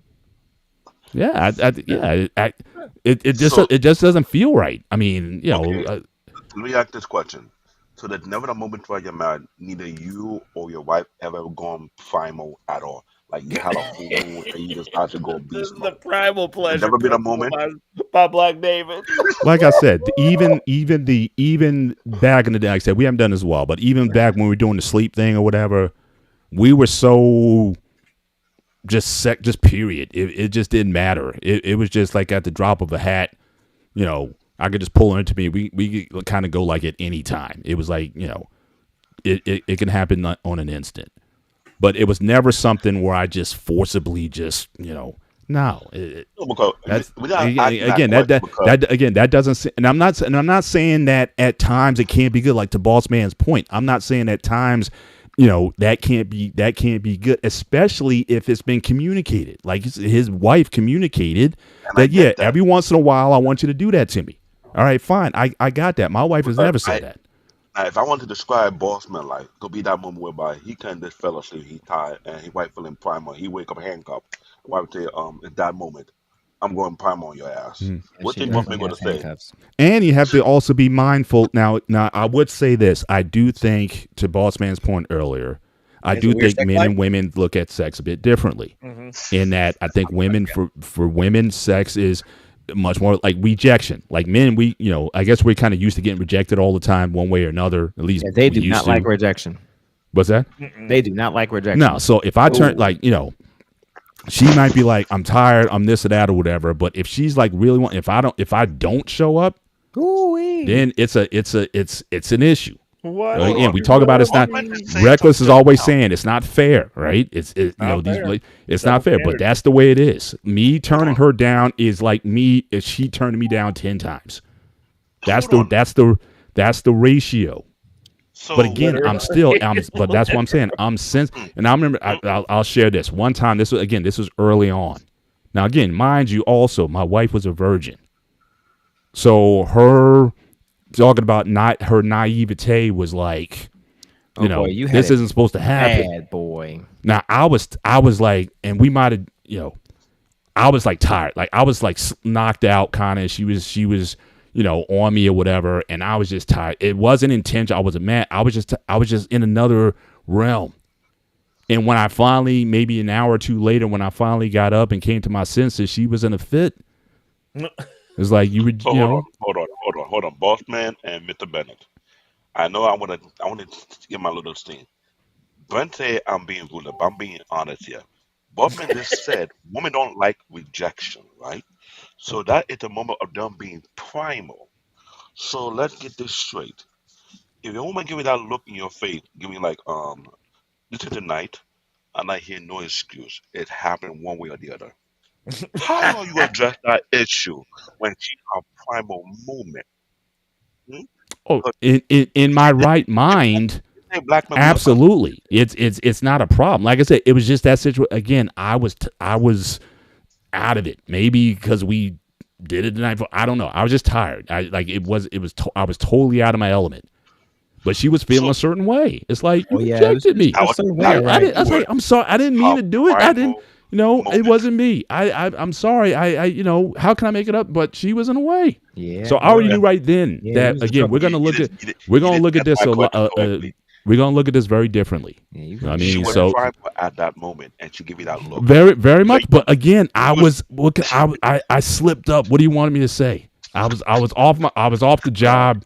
I wasn't standing on business. Bro, Bennett, What if you you say? would have I was died, off. if you would have died, you would have felt bad about it. That's all I'm saying. But hang That's on, the but reason still, I like said some you- 20-something years later, she's still with me. So I think Yeah. we've gotten over it. If that was But the that last being piece, said, if though, but that was the my last piece first left, lesson. bro, I'm just That was saying. my first lesson right there. No, as a man, you cannot, or as a husband, I would say this as a husband, you cannot, or it is not wise that you turn down your wife when gotta she's got answer that the call primal of the thing wild with going a on. wild That is like, call. I don't care what's going on. You learned your You, lesson the hard way, didn't you, buddy? I do. He was sitting over there talking about, I want did, my but that pleasure was again, portion we were right rookies. now. I You do. gotta, Ghost, you got to give me some grace. We were rookies, you know, at the time, and I'm, you know, we like I said, we didn't live together like balls, but we got married and started living together. So again, we were fleshing all this stuff out, rookie mistakes or whatever. I took the L for that one, but it was, but I took that. but look, it was, but yeah. Yep. Yeah, all of that. Yes, take it. Game over. Yes, everything. You know. You did. All right. But Before we So- get to go ahead, finish. We're gonna say, and let's start going around our final thought. Go ahead, boss. Okay. Finish. We're gonna say, boss man. I was just gonna say, I do from time to time. I do deny from time to time. You try to piss her off, or you're trying to die. A little bit of both. Oh, see, you just being that's see you being cruel. So you He's being just mean, So bro. so And this is some ruthless. of it is I'm honest. ruthless. Some of it is some of us honest. what? Honest. Honest. Okay. Okay. In honest fashion, meaning that it's is purely because of things going on. Time and Other time. opportunity. Got you. All right. Yeah, and 2-year-old. Okay. So like I said, time and opportunity. I got you. Other times, in rare occasions, it is purposeful. Just to be able to pull back just a little bit of power. Oh, okay. That's why they with call me, him boss boss man. man right there. That's the boss in him right there. Yes, so yeah. He said he's still got that dog in him. He He's said the Marine. can't He's the wait. Marine in him. Just a little bit of power, okay? Because I'm Marine craziness. stubborn. All right, but you can't do it too much because then if you do it too much, then it becomes diluted. You have to give and push and pull a little bit. All right, and then of course you do have to give in also because if you don't, then then it's not balanced. Okay. Now, I do know about the primal look. All right, because my God. Okay. I'm gonna tell you something. My wife actually chases me around. Okay. Yeah, you something. Give it to me, Okay. bitch. Okay. Yeah, you something. And they say That's I'm some shit I ruthless. heard too. And they say I'm ruthless. Okay. Okay then. Listen. David, all right. I told my you. flowers. Boss man be hiding in shelves and closets, bro. Okay. Shut the fuck up. My wife would tie me down. Good to go. All right. So listen, See, you better watch out. Okay. you But see. in all seriousness, Oh, will you leave her alone? She's a sweetheart. she is okay. But stand by. Okay. Button. Stand by. Which button do I Okay. need to hit? Huh? Which button do I need to be stand by on?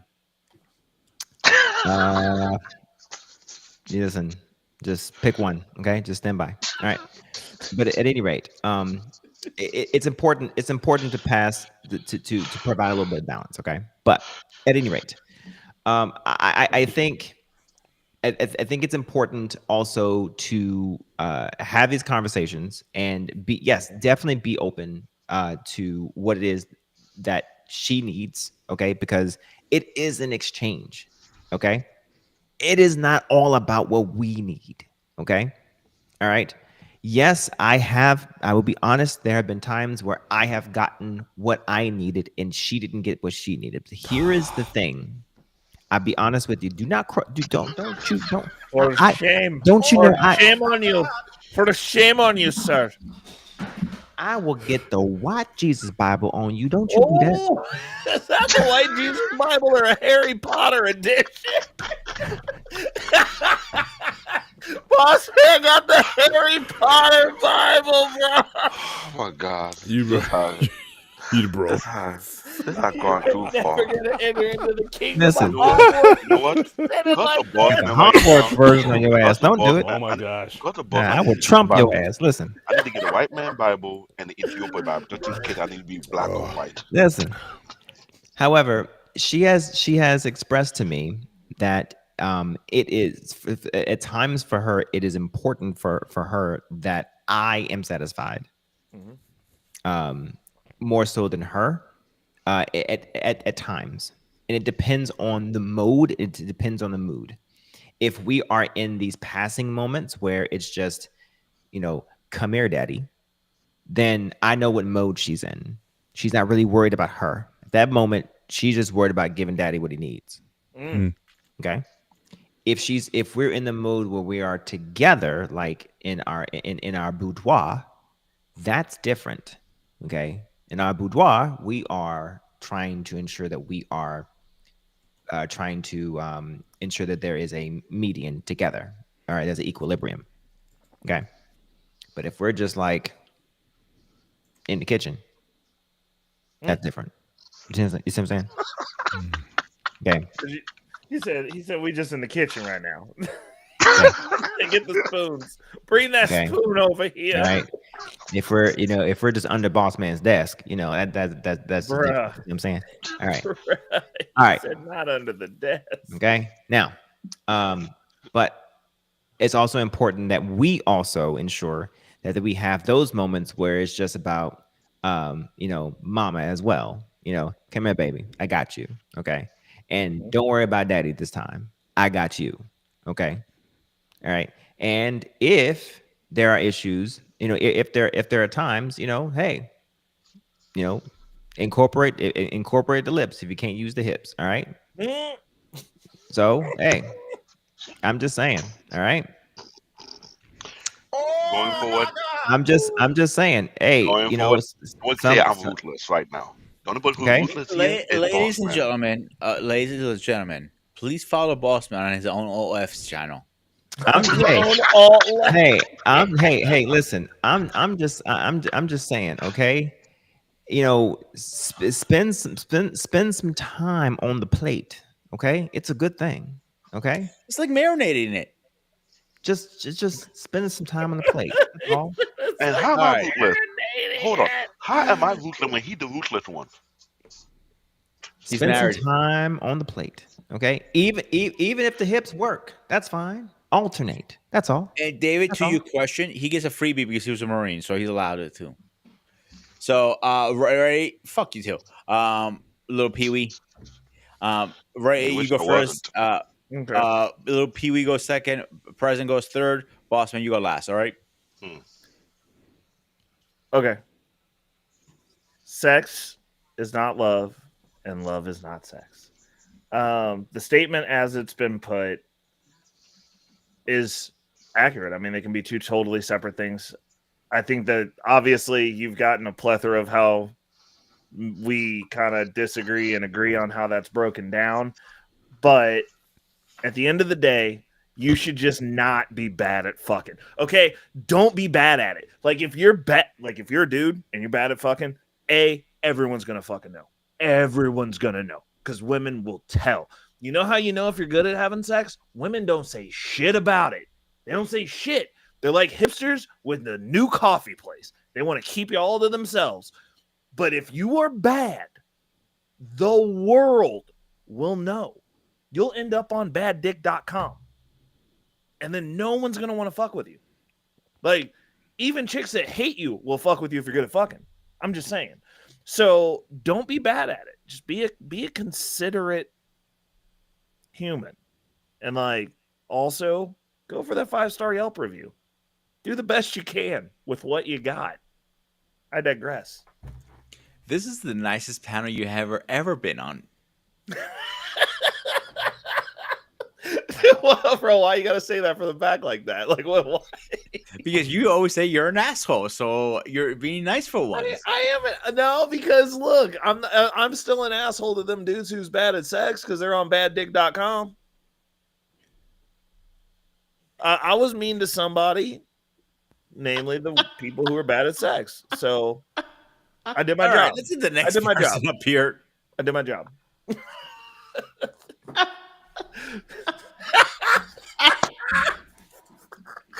Are you practicing for your dick mouth or what?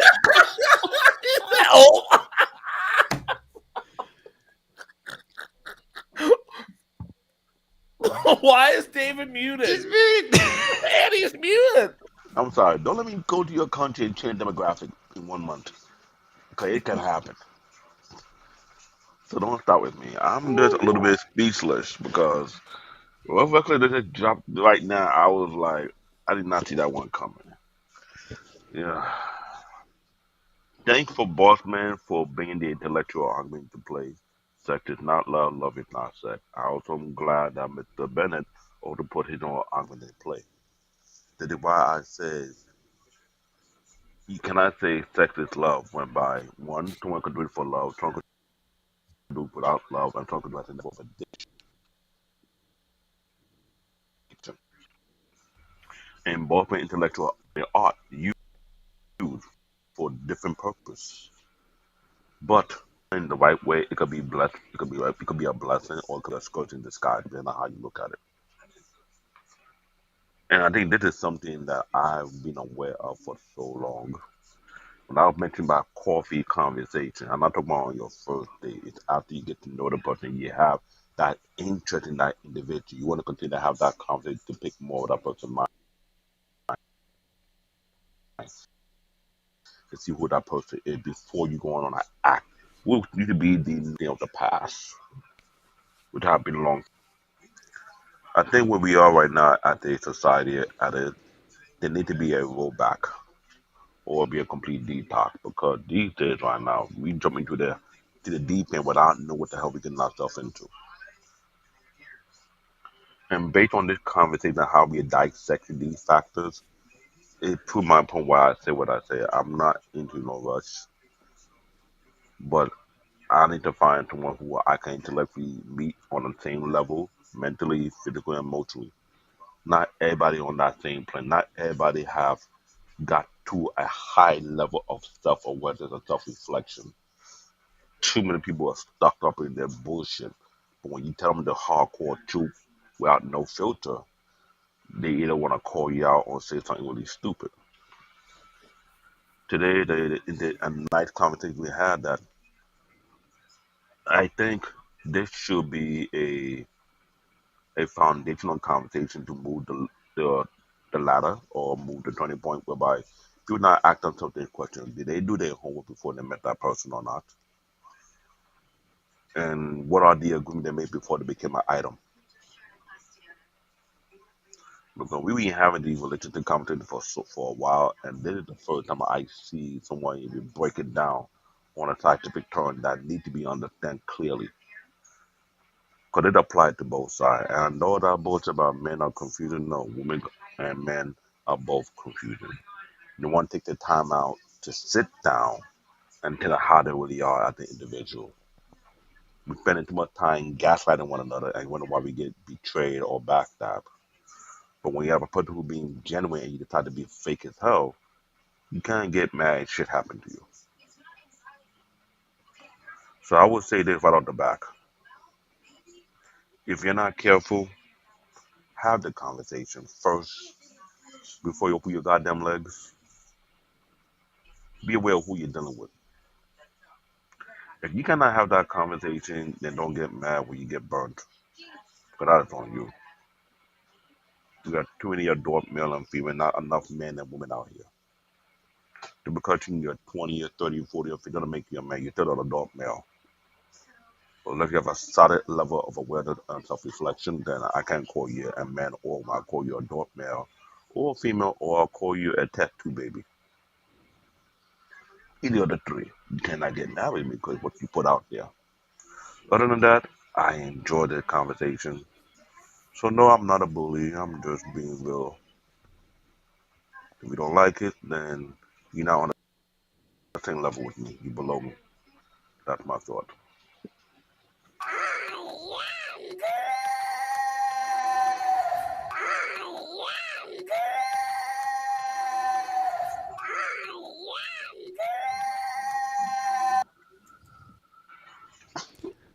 Well, one thing we didn't talk about tonight was, and I've talked about this in the past, but I don't think this is a fair conversation to have in some respects until we change the conversation in terms of how we teach and educate our daughters about sex and women in general about sex.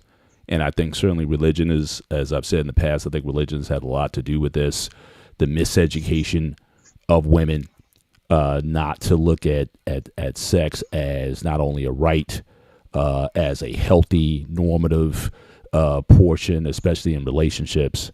And I think until that conversation changes, I don't think we can really have a lot of the proper conversation because sex is, I think, oftentimes too transactional in terms of how it's portrayed between men and women. So I think that's certainly the education and the end of the stigmas that we put with sex between men and women. I think that has to change before this to go on. But yeah, I just pulled up.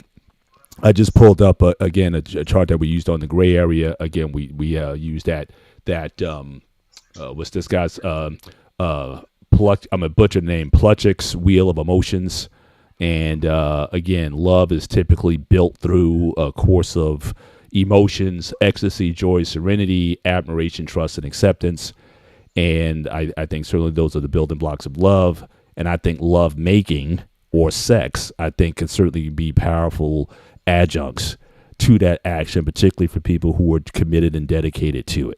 So again, if your intent is to marry, if your intent is to be in a healthy, loving, selfless relationship with another person, sex is a powerful tool for the building of that relationship and increasing the bonds. They say sex is the glue that keeps people together, and I believe that. But of course, you certainly have the freedom to have sex apart from all of that, and just look at it in a purely physical or transactional sense. Certainly that is certainly possible, but I think that people are missing something when you don't put relationships or healthy relationships at the forefront. That then amplifies and magnifies the sex that you can possibly have. But again, you have to have a certain level of trust, a certain level of transparency, honesty, okay, with that spouse, with that person. And really, what I like to describe is real nakedness. And I go back to the Bible with that because it talked about when God created Adam and Eve, that there was a point in time when they were naked and without shame. And I think the healthiest relationships have a certain level of nakedness. I'm not talking about physical nakedness. I'm talking about mental nakedness. I'm talking about spiritual nakedness, where you can truly be yourself and at comfort with it. Doesn't matter. Been married for years. Yes, the wrinkles are going to come.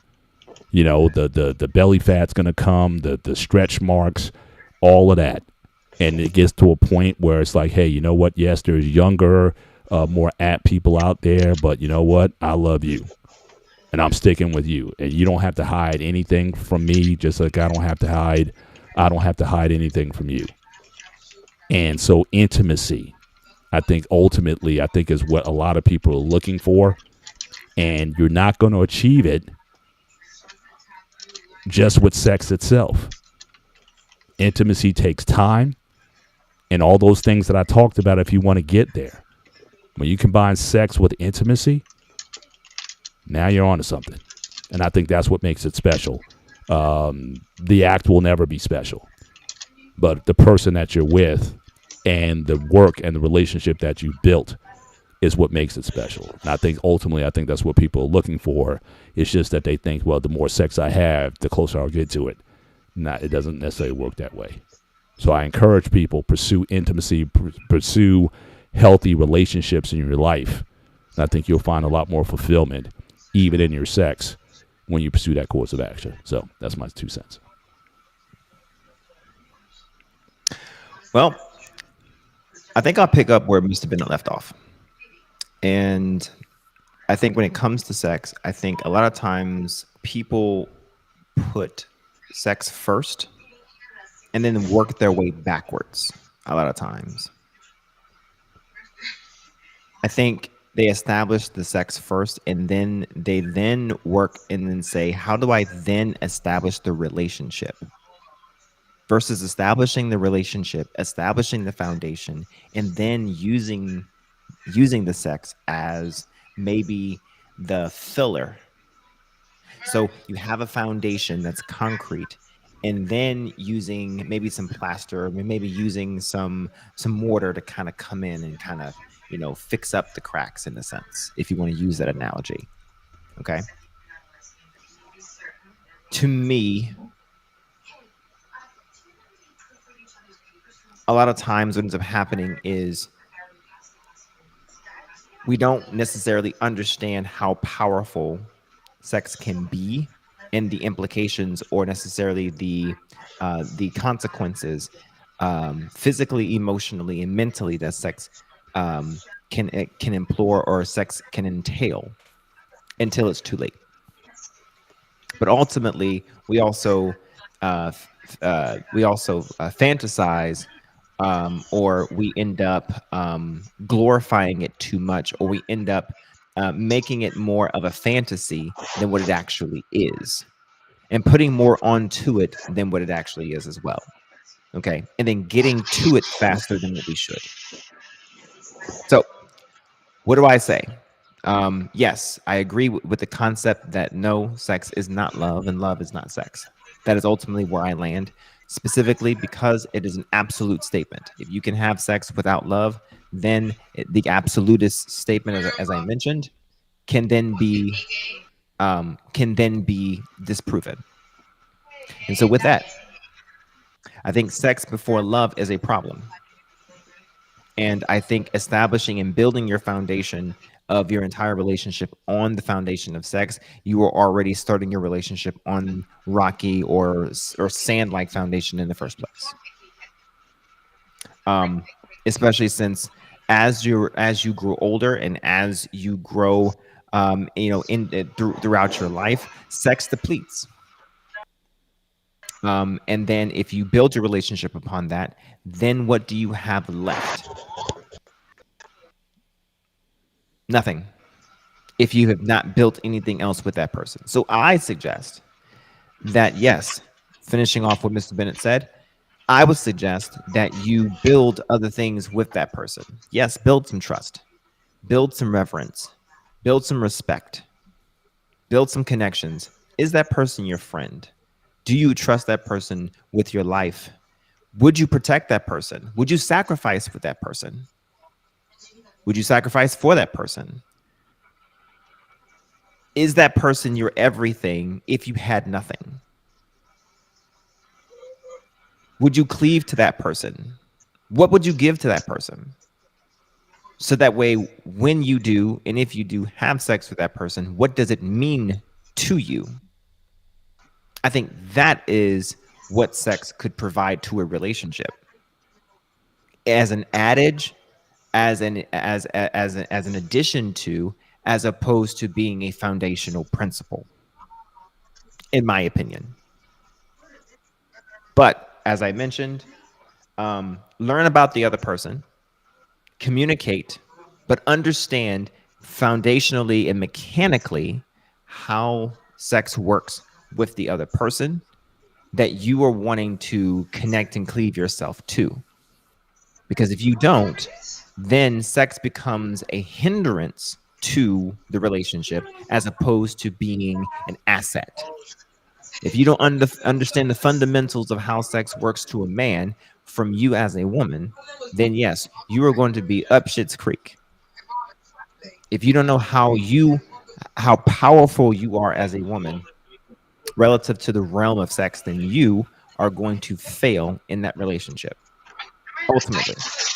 If you don't know how powerful you are as a woman, and then you as a man, if you don't understand what power you wield as a man towards that woman, you are also going to fail. Because although it is not everything, sex is definitely powerful. Because every so often, that foundation does need to be mended, fixed. Because yes, as Mr. Bennett said, sex equals the glue. I do agree with that, but it is not the initial rebar within that foundation. So make sex the adhesive, but it is not the foundation of any relationship. Do not put the cart before the horse. Salute. So before we move on, I want to credit Boss Man. He nailed it tonight. Thank you for coming on. And please support him on his OF's channel because he needs all the support he can get. On my OnlyFans channel. Wait a minute. Hey, you say you but seriously, nasty. I think most of us Right. are somewhat on an agreement about sex not love and love is not sex. We might be some of us on this one side and the other side, but I think we all can agree it is a great practice to enjoy. Paul, I'm trying to behave here, so give me a little credit here. I haven't cursed in a couple days. So the last two shows, I've been very clean. You're I'll rubbing give you off that. on me, man. I'll give you You've that. been rubbing off on me, man. I I don't hope like so. this. So let's do a schedule update before I go bunkers here, because somebody you got me cleaning, and yes, I need a haircut. I know that. She says this is like the barbershop talk. Oh, and can I say one more thing, by the way? Yeah, I go for also it, dude. mentioned something about permission and also non-consensual consent. Consent. Consensual I want non-consent. consensual non-consent. Thank you. I keep getting mixed up. Please make sure you understand what that means. Okay. All right. Google it and make sure you understand it. All right. Don't go out here and catch no charge on Boss Man's behalf. Okay. Don't do that. Okay. All right. Consensual non-consent means that you have gotten the consent to have no consent with consent. Does that make sense, y'all? Okay. All right. I'm just saying. All right, let's do a schedule update and get the hell out of here. All right, so Saturday we're going over Jedi Escape Survive of the Force. Ingrid should be joining us, and Mike should be joining us too. So we should have a great conversation on that one. And we are having a show in Gray Area. We will be talking about it. Me and Paul, we're going to have our little meeting and figure out what topic. I have an idea. And this is a topic you may want to join, Paul. On Wednesday, they're talking about Battle of the Planets. Okay. And that's one of your favorite shows. I know that. That's why I said Okay. you may want to join that. And next week, back here, we'll be talking about our relationships, a lot of work. Yeah, I'm going there. So, except that, Ray, anything else? No. Yes, reckless. That's exactly what it means. Yes. You give me permission to take it without asking, but you're going to give it. This is what I get at having a topic like this. David, anything from your mouth? I'm just gonna say that on Wednesday episode, Battle of the Planet, I know it's the iconic anime, but me and Wale, like we said, no anime is safe. If we got bone to pick, we gonna pick them bones. And maybe Mr. If you're President will be safe, a special guest too. yeah, you gonna be back together. But I want your own honest opinion on that particular anime because last episode we did, you saw what happened. It Um, was brutal, but we had to be honest. Mr. President, you got anything else? Well, hopefully this very live will take us over 500 subscribers. So I'm hoping, so ladies, whether you agree with some of the commentary that was here or not, share the content. Because I mean, for real, I mean, we trying to be as honest and transparent as possible. You may not agree with all the other views that been shared tonight, but definitely share it. Share it with some ladies and whatnot. Just get the conversation going. I think we need to have more of them, and certainly I'll be happy in any platform to have these kind of conversations and whatnot, and hope for hope that more men and women get together and have honesty and transparency with And each other. So I want to follow up with that saying, if you do prescribe, please, thank you. If you're thinking about, again, thank you just for tuning in. It really helps the channel. It helps us all out. We all have a goal in the end, and just hitting the sub button, it makes the big difference for all of us. These streams are not like click, click, click, click, and that's it. It's a lot of work behind it to get these guys organized again on the same panel. That's the hardest part. So please just hit the subscribe button. It means so much to me. Bossman, anything on your side before we go? Oh no, I'm being put in timeout. Okay, Lady Navoa and a few others put me in timeout. I'm in timeout. you got all the apparently. ladies after you tonight, man. Okay, I I'm don't in know. timeout. Okay, listen, my wife Wait. gave me permission. Okay, listen. All What right, what is right. wrong with the You may have to. We Permission. may have to have a part two with him and give him and his wife Yeah, time to come on, and Oh, y'all can hash this out because again, yeah. But the ladies weren't feeling boss man. You know tonight what? on That's this a great idea. Can you talk to the missus? He said okay. permission. I will talk to her. Okay, she will come up here with oh, she will it's come gonna up here get with her chain, scary. with her chain. Okay, all right. Listen. Okay, she gave me It permission. will All get right, listen. scary. I have one question for you, and I don't know why I have to ask this. I'm scared to ask it. What? Now, is she the type of woman to bring toys and webs and stuff like that to the bedroom? I will not Not confirm confirm nor or deny. deny.